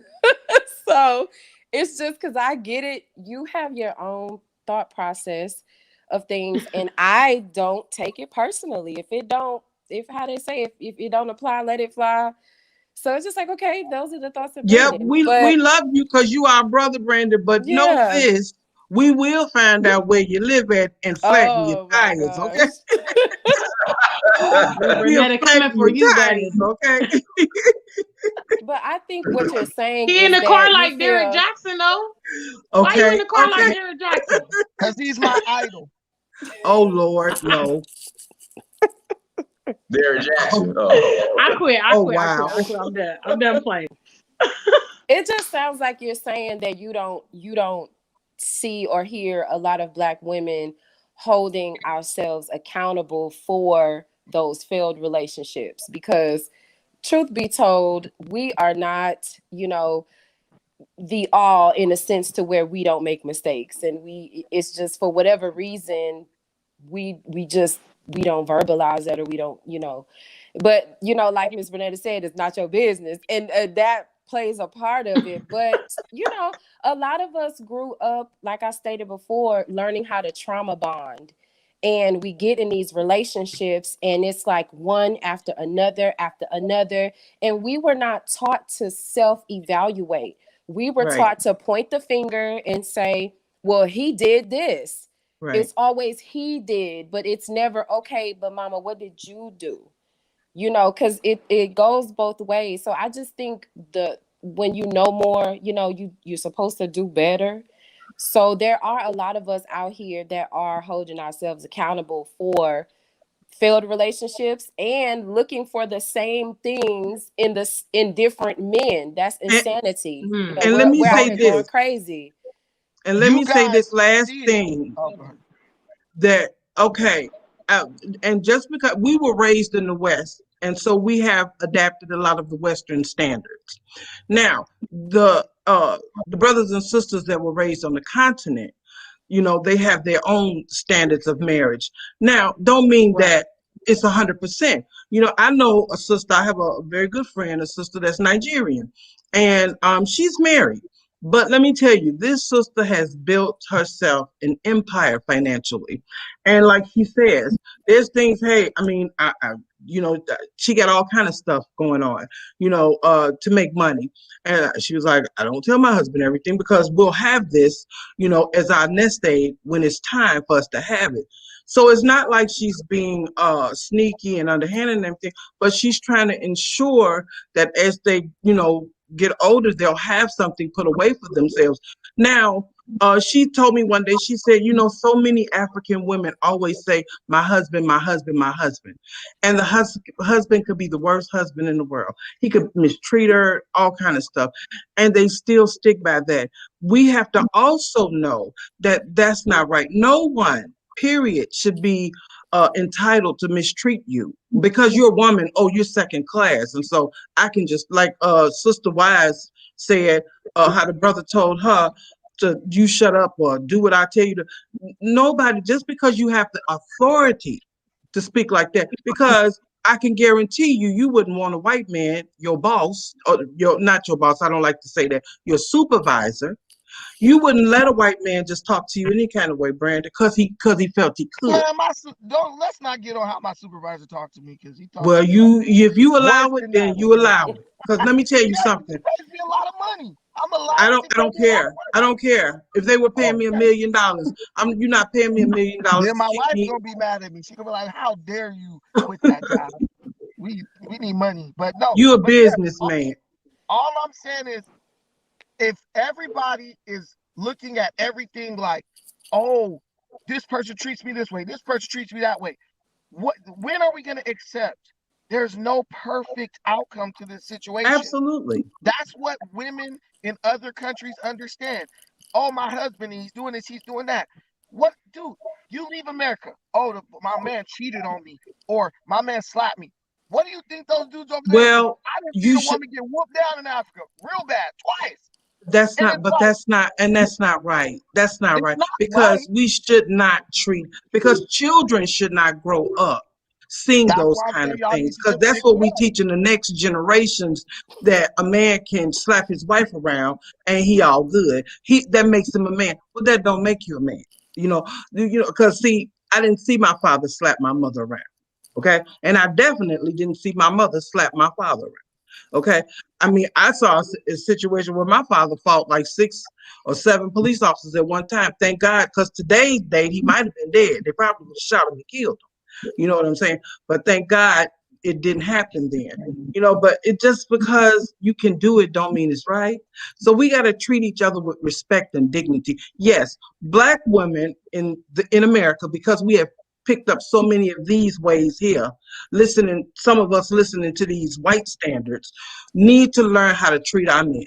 We need to learn how to uplift our men. We need to learn how to, sometimes you might have to embellish your man a little bit, but we need to know how to stick behind our men. However, our men need to learn how to treat us as well. They need to know how it feels to be in our shoes. They need to step up to the plate and do the things that they need to do as men. See, I can't make you be a man. I can't help you to be a man because I don't know how to do all that. And I'm not one of those women who believe in taking care of a man and paying his bills. Oh, no. If you're not a man, you go to Ghana, that's exactly what you're gonna be doing. No, darling. That's not what I'm gonna get. Maybe that's what you're gonna get. But I can promise you that's not what I'm gonna get, because I don't believe in that. Hey, I don't care if I went. He playing with you, girl. Look, I don't care if I went to Dubai. I don't care if I met I don't care, a prince, okay? I'm not the woman for you if I got to take care, not your bills. Now, I can take care of you any other way as a woman as I'm supposed to. But as far as me carrying you financially, no, sir, that's a turn off. And you may wake up somewhere that you don't want to be. So no, I don't believe in that. But we got to understand that a lot of our brothers here in America have been faced with so much oppression from the white man that a lot of them they got business ideas and a lot of times can't get the money to open up the business that they want to open up. And maybe the family can't put enough money together. I don't know. It's a lot of different scenarios. So, Bernard, not to make an excuse, I'm gonna give you another one. Brother will come with a business idea, then his mate will be like, "You gonna quit your job? What's wrong? Yeah, You gonna quit That's your true. job? that's true. That's true. That But is true. Dinus, there's a lot, but also, let's be real though. It's not always with the white man and it's not always about the mate. It's what about the women who sit up and give the men who just ain't shit all the rewards? And then the men who out here trying to work hard, they looking at it like, dude, I'm doing everything right and I can't get a girl. Like, Dinus, we done all been in the club or been somewhere and it's some deadbeat ass dude and all the girls up on him, but the dude who working every day, like, baby, I can actually offer you a life, like buy you a house. But you got to understand, women who are still dealing with trauma, they're gonna go back to what And they are men used too, to. and men too, wise. Men too. Yeah, that's true. Men too, because look at the brothers who look at Beyonce, as Dinah just said, I be that one. I be that one. You know what I'm saying? Wait, look at the men who look at the sisters that look like Beyonce, and they hold to a higher standard than say another sister that they feel made to them ain't that pretty. Because a little while ago I heard you say that, Brandon. I heard you say it was a sister that was here in America that went to Africa, that went to Tanzania, and that she didn't look that good. See, what is beauty to you what is not beauty to you may be beauty to someone else. And just because you say it ain't beautiful don't mean the next man don't think it's beautiful. But what I'm saying is, why is she could go take care of a dude in America. Why she go all the way to another continent to go take care of a dude? Men throughout history, men have always married women of a lower station. That was called chivalry. The woman comes from a lower means, the guy comes, marries her, and elevates her status. As a matter of fact, back in the day, that's called hypergamy too. Women are expected to marry a man of a higher status. Why is it that our women are operating in the dysfunction of actually entertaining the idea of bonding together, becoming yoked to men who have no way to elevate their status or But one thing, because we have to look at everything that we have been through as a people. I'm gonna keep reiterating that, and we have to bring that. And I mean, let's be real. It's supply and demand. You know what I mean? Maybe they might want a certain guy that they don't have access to, and they're going to take what's available to them. That's why you know, and some women are narcissistic, just like some men are narcissistic. Very true. They want to be in control, and so if I make the money, oh no, you can come home. I knew a sister that did. They got a man out. I'll take care of you, and I take care of you, and you don't have to do nothing. Just look, see, but that don't appeal to everybody, because that don't appeal to me. Because I don't need you to run my bath water, because I can run my own bath water when I get home from work. But I if need you want to, that's work. all right. No, but I need you to go to work. As long as you got a job, I need you to go to work and come on home, and then you can run the bath water. Okay, that's all sweet, nice. But I'm just saying, we have to take into account the situation. Some women are, like Sister said, have been beat down, but some men, see, we got to lower our standards on both sides and raise our standards on both sides. So a man cannot say he want a good woman, but then the only type of woman that you're looking at is what they call them dime pieces. Oh yeah, she got that bad body. It's some sisters. You can, but it's some sisters that ain't dime pieces that's good women as well. So we have to. Eventually. So what I'm saying is we have to put value in. Again, that goes back to what I very first said, putting value into a person's character and not what they look like, and what they have in the bank. And we have to put value into each other, and we have to pour it into each other so that we can love each other again, because we have come to an era now, and it's so sad that I see this, that as Black men and women, it's like Black men and women hate each other now, and we're steadily fighting each other, and we have to stop fighting each other, because we got too many other fights that we need to be tending to. Yeah. I agree with that. I definitely don't hate black men. I don't either. I love my black men. But let me tell you, ain't nothing better than a black man on this planet in the universe. Nothing. Nothing is better than a black man. African millennial. Go ahead, African millennial. Hey, can you guys hear me? We hear you just fine. Go ahead. Yeah. Yeah, so I have to disagree with mostly everything that was said on this panel, to be quite honest. And the reason why is I think that we're using a very Western definition of love or whatever. Like, a lot of people think that love has to be the most important thing in a relationship, and to be quite honest, like, it doesn't. I'm not saying it's not important, but like the way that people say, oh well, he loves me, and it's like, okay, that's not going to pay your bills, that's not going to do anything for you. And I feel like a lot of women seek companionship just simply from the wrong man, like, and they don't want to admit it. That's why I actually respect a lot of women who don't have children, because some women who don't have children, it's literally because they're like, I haven't found the one who's worthy, so they just don't do it. But then you'll have some women that have like 5 children from like one guy who's not worth it, but then they'll be the same ones being like, well, there's no good men. But like, why do you have even one? Okay, one is fine, but why do you have 2 children from a guy who's horrible? Like, why did you do that? I just don't like the whole like victimhood mentality that some women have. Cheating is bad, but if you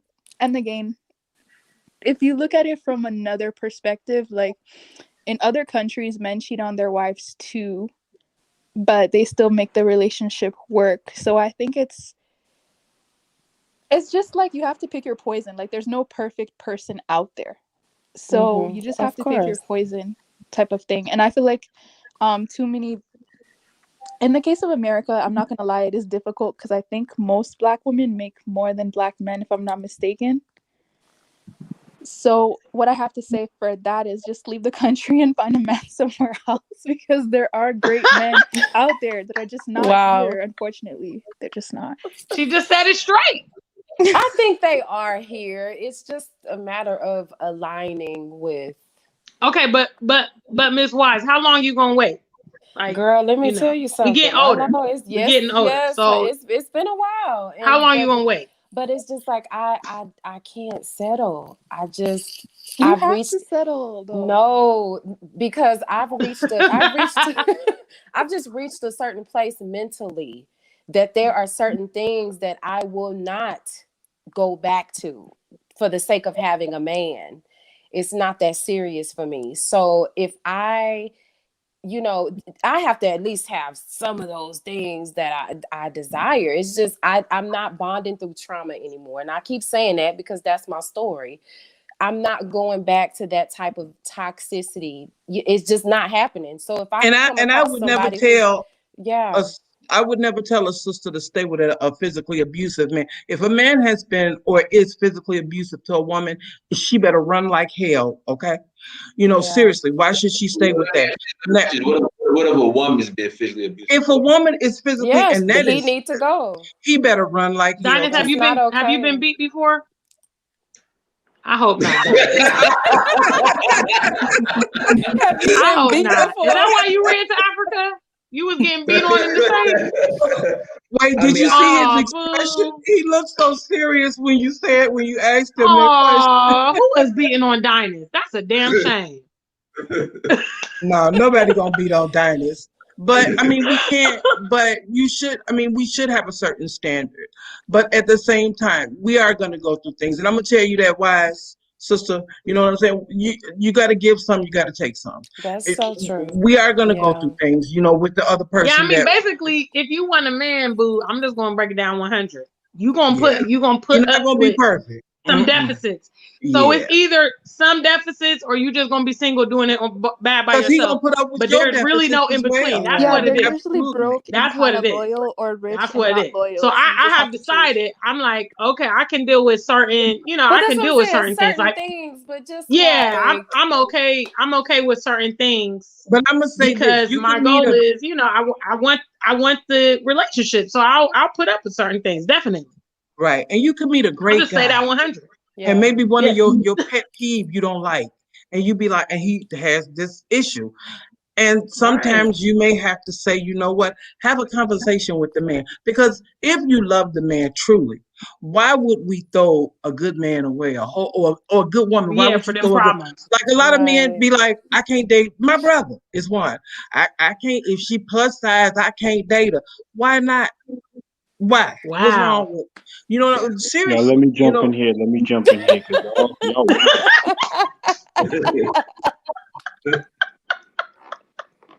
we don't All want right. no So what the backlash. conversation Let has me jump broken down in. to, Yeah. the conversation has broken down to, and shout out to African Millennial. Um, I hear divestment. I hear go to the continent, get a man. I hear um, you get a man who's high value, so to speak, and not in those terms. But then, if we're gonna play that game, then we're gonna have to look at the women on the panel. And I love you all because you're Black women. And if you look in the mirror, are you what high value men are looking for? It And if you depends can on the honestly man. hold on, It no, no, no, depends on the man. hold on, sis. Let me finish because let me finish my whole joint, then you can respond. And I'll tell you, you're not. And that's just what it is. These so-called high value men, we're talking about finances. But you don't know. A You lot can't many speak for all high value hold, men. You sis, can't speak for sis, all but men, then Nakmeezy. You cannot. Let me sis, say this. but Now, hold on, I have known hold on, some high sis. Hold value on, men, sis. and you Now you're cannot in your speak for feelings all men. and you It's didn't what a let me man finish. like. Let me finish, sis. And then this is the second time. Let me finish and then you have a chance to respond. If we're gonna go for the finances of the man versus women, and the women are bringing pretty much nothing to the table except their looks, because that's what the trade is. Okay, men a lot of the times are driven by beauty, and if they have money, they don't need anything from the woman. So if you're going to be demanding a man with money, then you have to be someone who can demand that. And if you're not that, then your chances of getting a man that's going to be high value that can support you are slim to none, especially if you're older than 30. So what I think the real answer is not to be looking at other people to do anything for you. You got to do for self. Once you both do for self, then you can link up as a power couple. Think Jay-Z and Beyonce. They both had bread before they got together. This is why celebrities date other celebrities. If you are, a rich woman and you're dating some man who's not on your level financially or from an educational standpoint, you're going to be looking at a lopsided relationship, and those don't work. So the answer isn't to, if you can't find a man in America who can give you money, look in Africa, because that dude, as soon as he finds another woman that looks better than you or can provide him with what he needs, you're done. And then A if you broke don't man have can do your the same own, thing. if you don't have your own finances and things of that nature, then you're going to find yourself looking for another replacement. And here's the thing, you rarely see older women with young men. You mostly see older men with money with young women. That's just the dynamics and that's just nature. Okay, so let me address something that you said. One thing that you said, first of all, I didn't hear anybody say anything about looking for a man to take care of them. So that never came out my mouth. And I didn't hear any of the other sisters say that. And if they did, then I missed that. So I can tell you most definitely, I'm not looking for a man to take care of me because I don't need to. Okay. And I'm looking for a man that will be evenly yoked with me. Okay. That will come from God. That's first and foremost. Second thing is, you can't tell me what a high valued man would, whether I would qualify to be with a high valued man, because you're not a high valued man yourself. Okay, because a high valued man is a billionaire in my book. Okay, and if you don't, Not if you easy don't, high value. let me finish. If you don't fall into the category of having billions in the bank, then don't you dare try to tell me what a high valued man would want, because you don't know, because you're not. Okay, so let me say that. And I've met men that had little money, like you may have a little money. Okay, and it's to each his own. Some men, you don't know what they like. Some men like what they like. Some men like, I don't have to be Beyonce. I feel I'm still beautiful. Okay. But don't you worry about that. You worry about you, Mr. Knockmeezy. Okay. Worry about All you. right, sis. So And what you just said about Beyonce and Jay-Z. Beyonce is a beautiful young woman. How, Jay-Z ain't that great looking.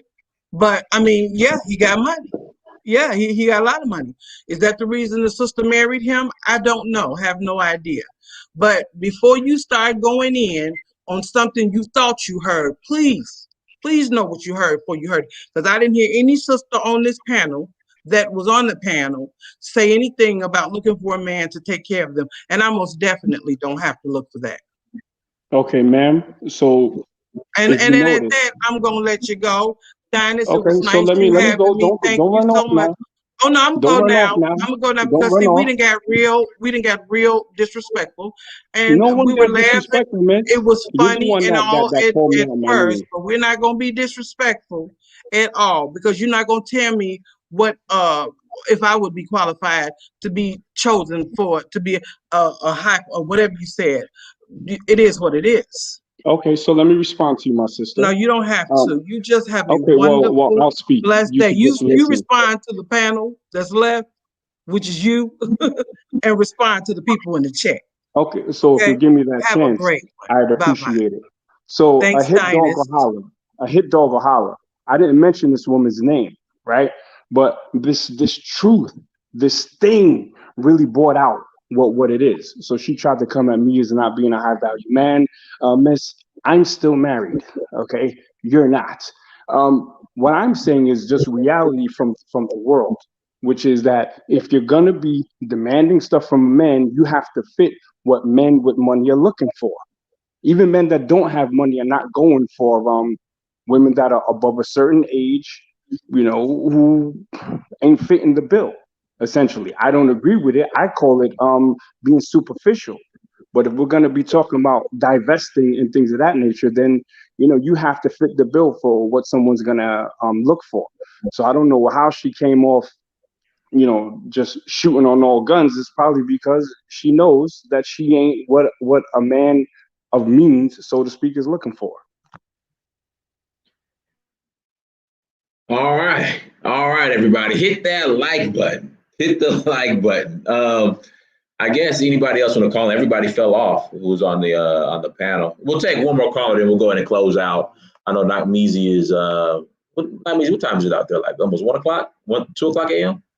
Shit, it's 10 minutes to 3, and I gotta get this money in about 2 hours. But I stay up with y'all and kick it a little bit. Goodness. All right. So we'll take one more caller. If you want to call in, send me an email at huru@searchforhuru.com or huru@search for huru.com. Send me an email, and then you guys could call in and ask a question. If there's no more callers, we'll go ahead. Oh, okay. Here we go. Here we go. All right. Last caller. About to put him in. Last caller. About to put him in. Okay. Last caller. One more caller. Then we're going to go ahead and close out. Again, who will take one more caller. Last caller is about to hop in now. I like to have the ladies on. One of the ladies want to hop in. Like to have you guys hop on if you want to. If not, we'll take this last caller who's going to come in, and then we will close out. Guys, make sure you hit that like button. Make sure you share and subscribe. Also, we're approaching 100K on the subscriber list. When we hit 100K. Yo, Dinus, let me ask you a question. Didn't the sister say that she ain't gonna be with a man that she has to support? Right? Yeah, that means that you're looking for a man that's going to be able to support you. So if it was all about love and not finances, she wouldn't have said that. But I'm surprised that everyone jumped off when I hit him with that truth pill, which is, if you want to talk about if it's going to be money versus I come to the table with nothing, then you better be looking real good. Oh, Hustle Smart. Thank you, brother. You saved me. Hustle Smart. Go ahead, bro. Man. I mean, was it Hood Book of Heaven up on this bitch today, man? I'm y'all. This ain't the Easter y'all on it. I know, right? I appreciate it though. Yep. Man, appreciate. I had the police out here. The police told me to get on the show. to come in here and combat this. Not me, easy, man. I appreciate you trying to be nice. You get what I'm saying? But you see what happened when I told you, if you're not willing to play simp daddy, if you're not willing to take care of literally their kids, if you're not willing to be a billionaire, and take care of them, you are an enemy. If you ain't willing to fight another dude, you get what I'm saying? If you ain't willing to kill for them, if you ain't willing to tell them whatever they want to hear, whenever they want to hear, you are the enemy. And all these simps out here sit up here calling them gods and queens and all that, and you can hear them when they talk, bro. They sit up here telling you that, oh, I'm good. I'm good. I ain't gonna settle for nothing. You know what I'm saying? But y'all niggas sitting right here, every time y'all get $40 in your pocket, y'all trying to give it to them. The same women that don't give a damn about you. I mean, they can be from 25-year-old to old Negro spirituals, wig wearing, wild hyena hood rats. You get what I'm saying? It don't matter what the age, it don't matter what their age is. They still don't have no respect for men. But I respect men like not me, that still trying. He'll, at the end of the day, I'm gonna come to. He don't need me to come to his defense, but I'm gonna come to his defense anyway. Like he's the one that trying to keep the peace. I'm the one that want the smoke. I want all the smoke. I want the Philly. I want the Swisher. I want the backwood. I want all of that because we're doomed as a people, and we'll never go nowhere with the women acting the way they act, talking the way they talk, and thinking that they lead something. Because women don't run nothing. All they run is they mouth. And when white men are tired of them, they'll kick them to the curb, and they'll be sitting down here with the dead ass leggings. For a man to lift them up and put $40 in the pocket. And they're not grateful for us. Hey, Hustle Smart, you go in and out, bro. You go in and out, Hustle Smart. Hold on, what about now? Okay, you good now. You must be on the south side. You must be on the south side. No, man, we over here on the east side, man. I-20 is backed up like 20 miles. They had like 4 accidents. All right, go ahead. But yeah, Knock Measy, man. How you feel about yourself, Knock Measy, after trying to protect the black queens? Yo, bro, and I'm not mad because a real man knows how to handle that. You know what I'm saying? That's why I let the sisters speak. But unfortunately, when you come with the truth, then they get emotional. But that's the nature of women. If I were to get emotional as well, then I'd be lowering my testosterone. So here's the thing. I don't let women run my thing or run my narrative. You know what I'm saying? If they want to talk about, I can't get with no man that can't support me and I'm not, then okay, then you better be looking like a dime. If you're looking for a man that's just going to support you, I'm not saying she said that that's what she was looking for, but that's where the conversation was going to.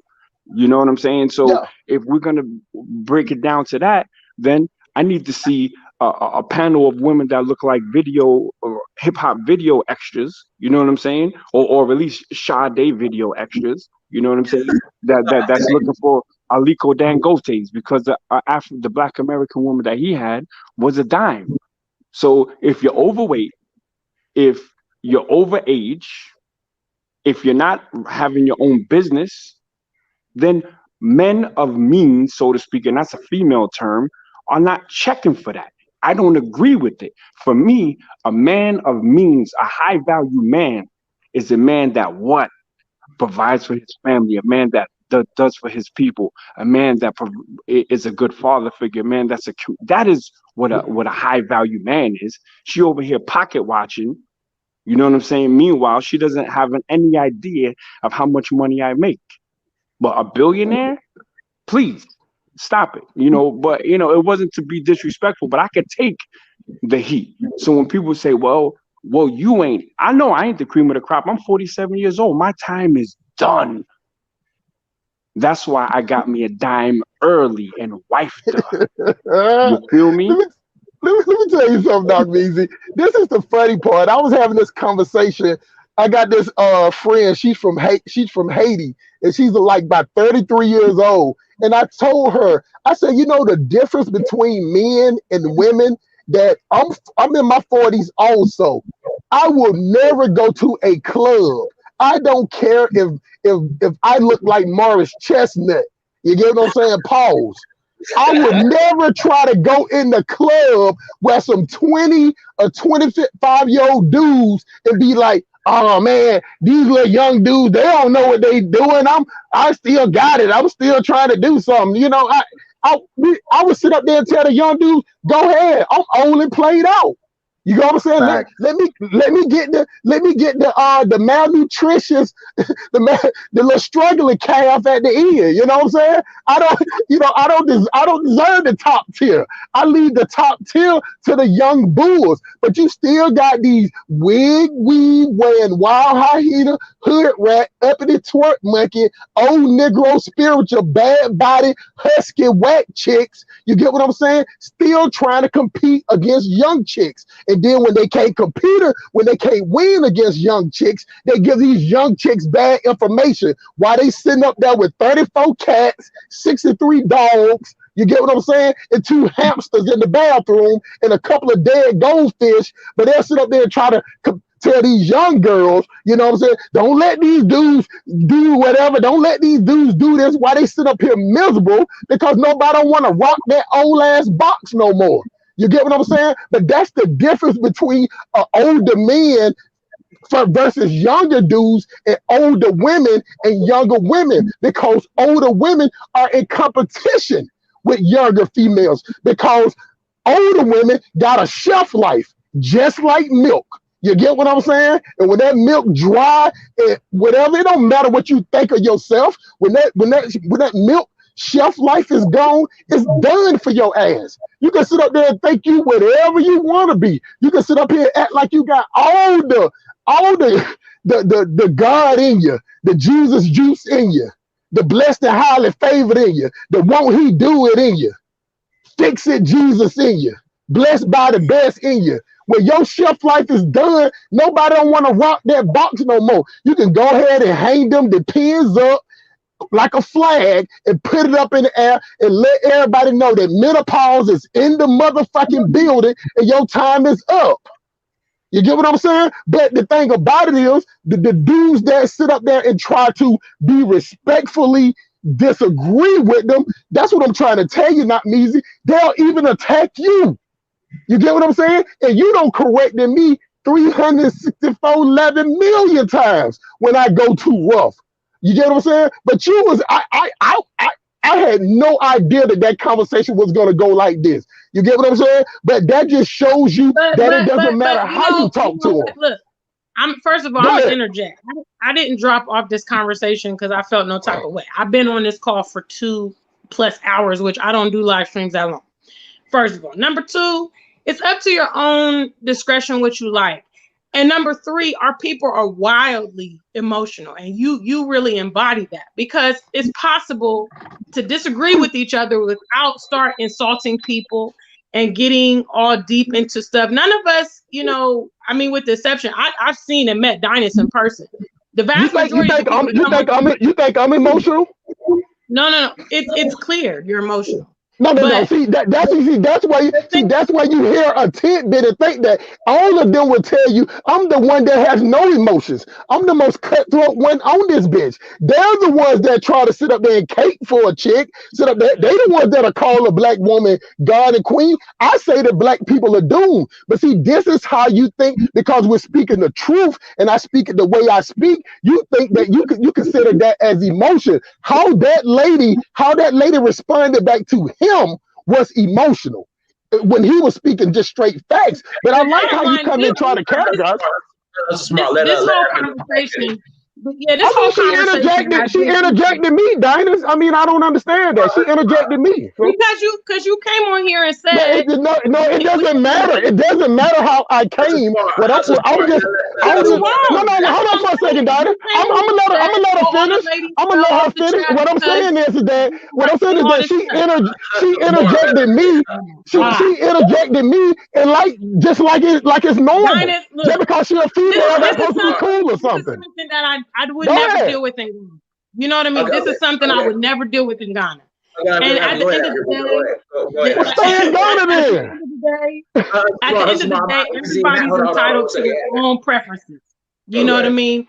Everybody's entitled to their own preferences. It's not even necessary for us to begin to pinpoint what other people are doing. People need to do what's best for them. You know what I mean? I know personally, I wouldn't sit there and be berated by somebody like this gentleman here. I wouldn't put up with that. You know, it's up to whatever you want. You know, if you feel that you have that impression of women that you've dealt with, that they've hit the wall and they're this and they're that, and unless you know, cater to them, that they're going to respond, that's who you're attracting and dealing with. You know, everybody's not going through that. And I think that this conversation has been very mature up until, you know, the last few minutes. You know, people have respectfully disagree with each other. But we always get very emotional and we start attacking and insulting people when they don't see it our way. You know, at the end of the day, your example is going to be the number one thing that works. Okay, so whatever's working for Nakmeezy is working for him. Like he said, he's with his wife, he's happy, he's married. You know what I mean? The other lady, you know, they've all had their share. So, and I just want to say for myself personally, this call was long. That's why I dropped off, not because I felt any way. I'm here in Ghana living my damn life. I don't really care what nobody's doing, especially those of you on America. It doesn't pertain to me, you know? So I don't feel any type of way when someone voices what they think or how they feel about other people, especially if I'm not engaged with that person in any kind of personal relationship. You can do what works for you. It's your prerogative. You know, that's maturity. Whatever works for you don't got to work for the next person. And if you're mature, you don't even really care what works for the next person. You're concerned about what's working in your household. So that's going to be my final thought. I'm going now because it's almost 3-hour live stream. Okay, Dinus?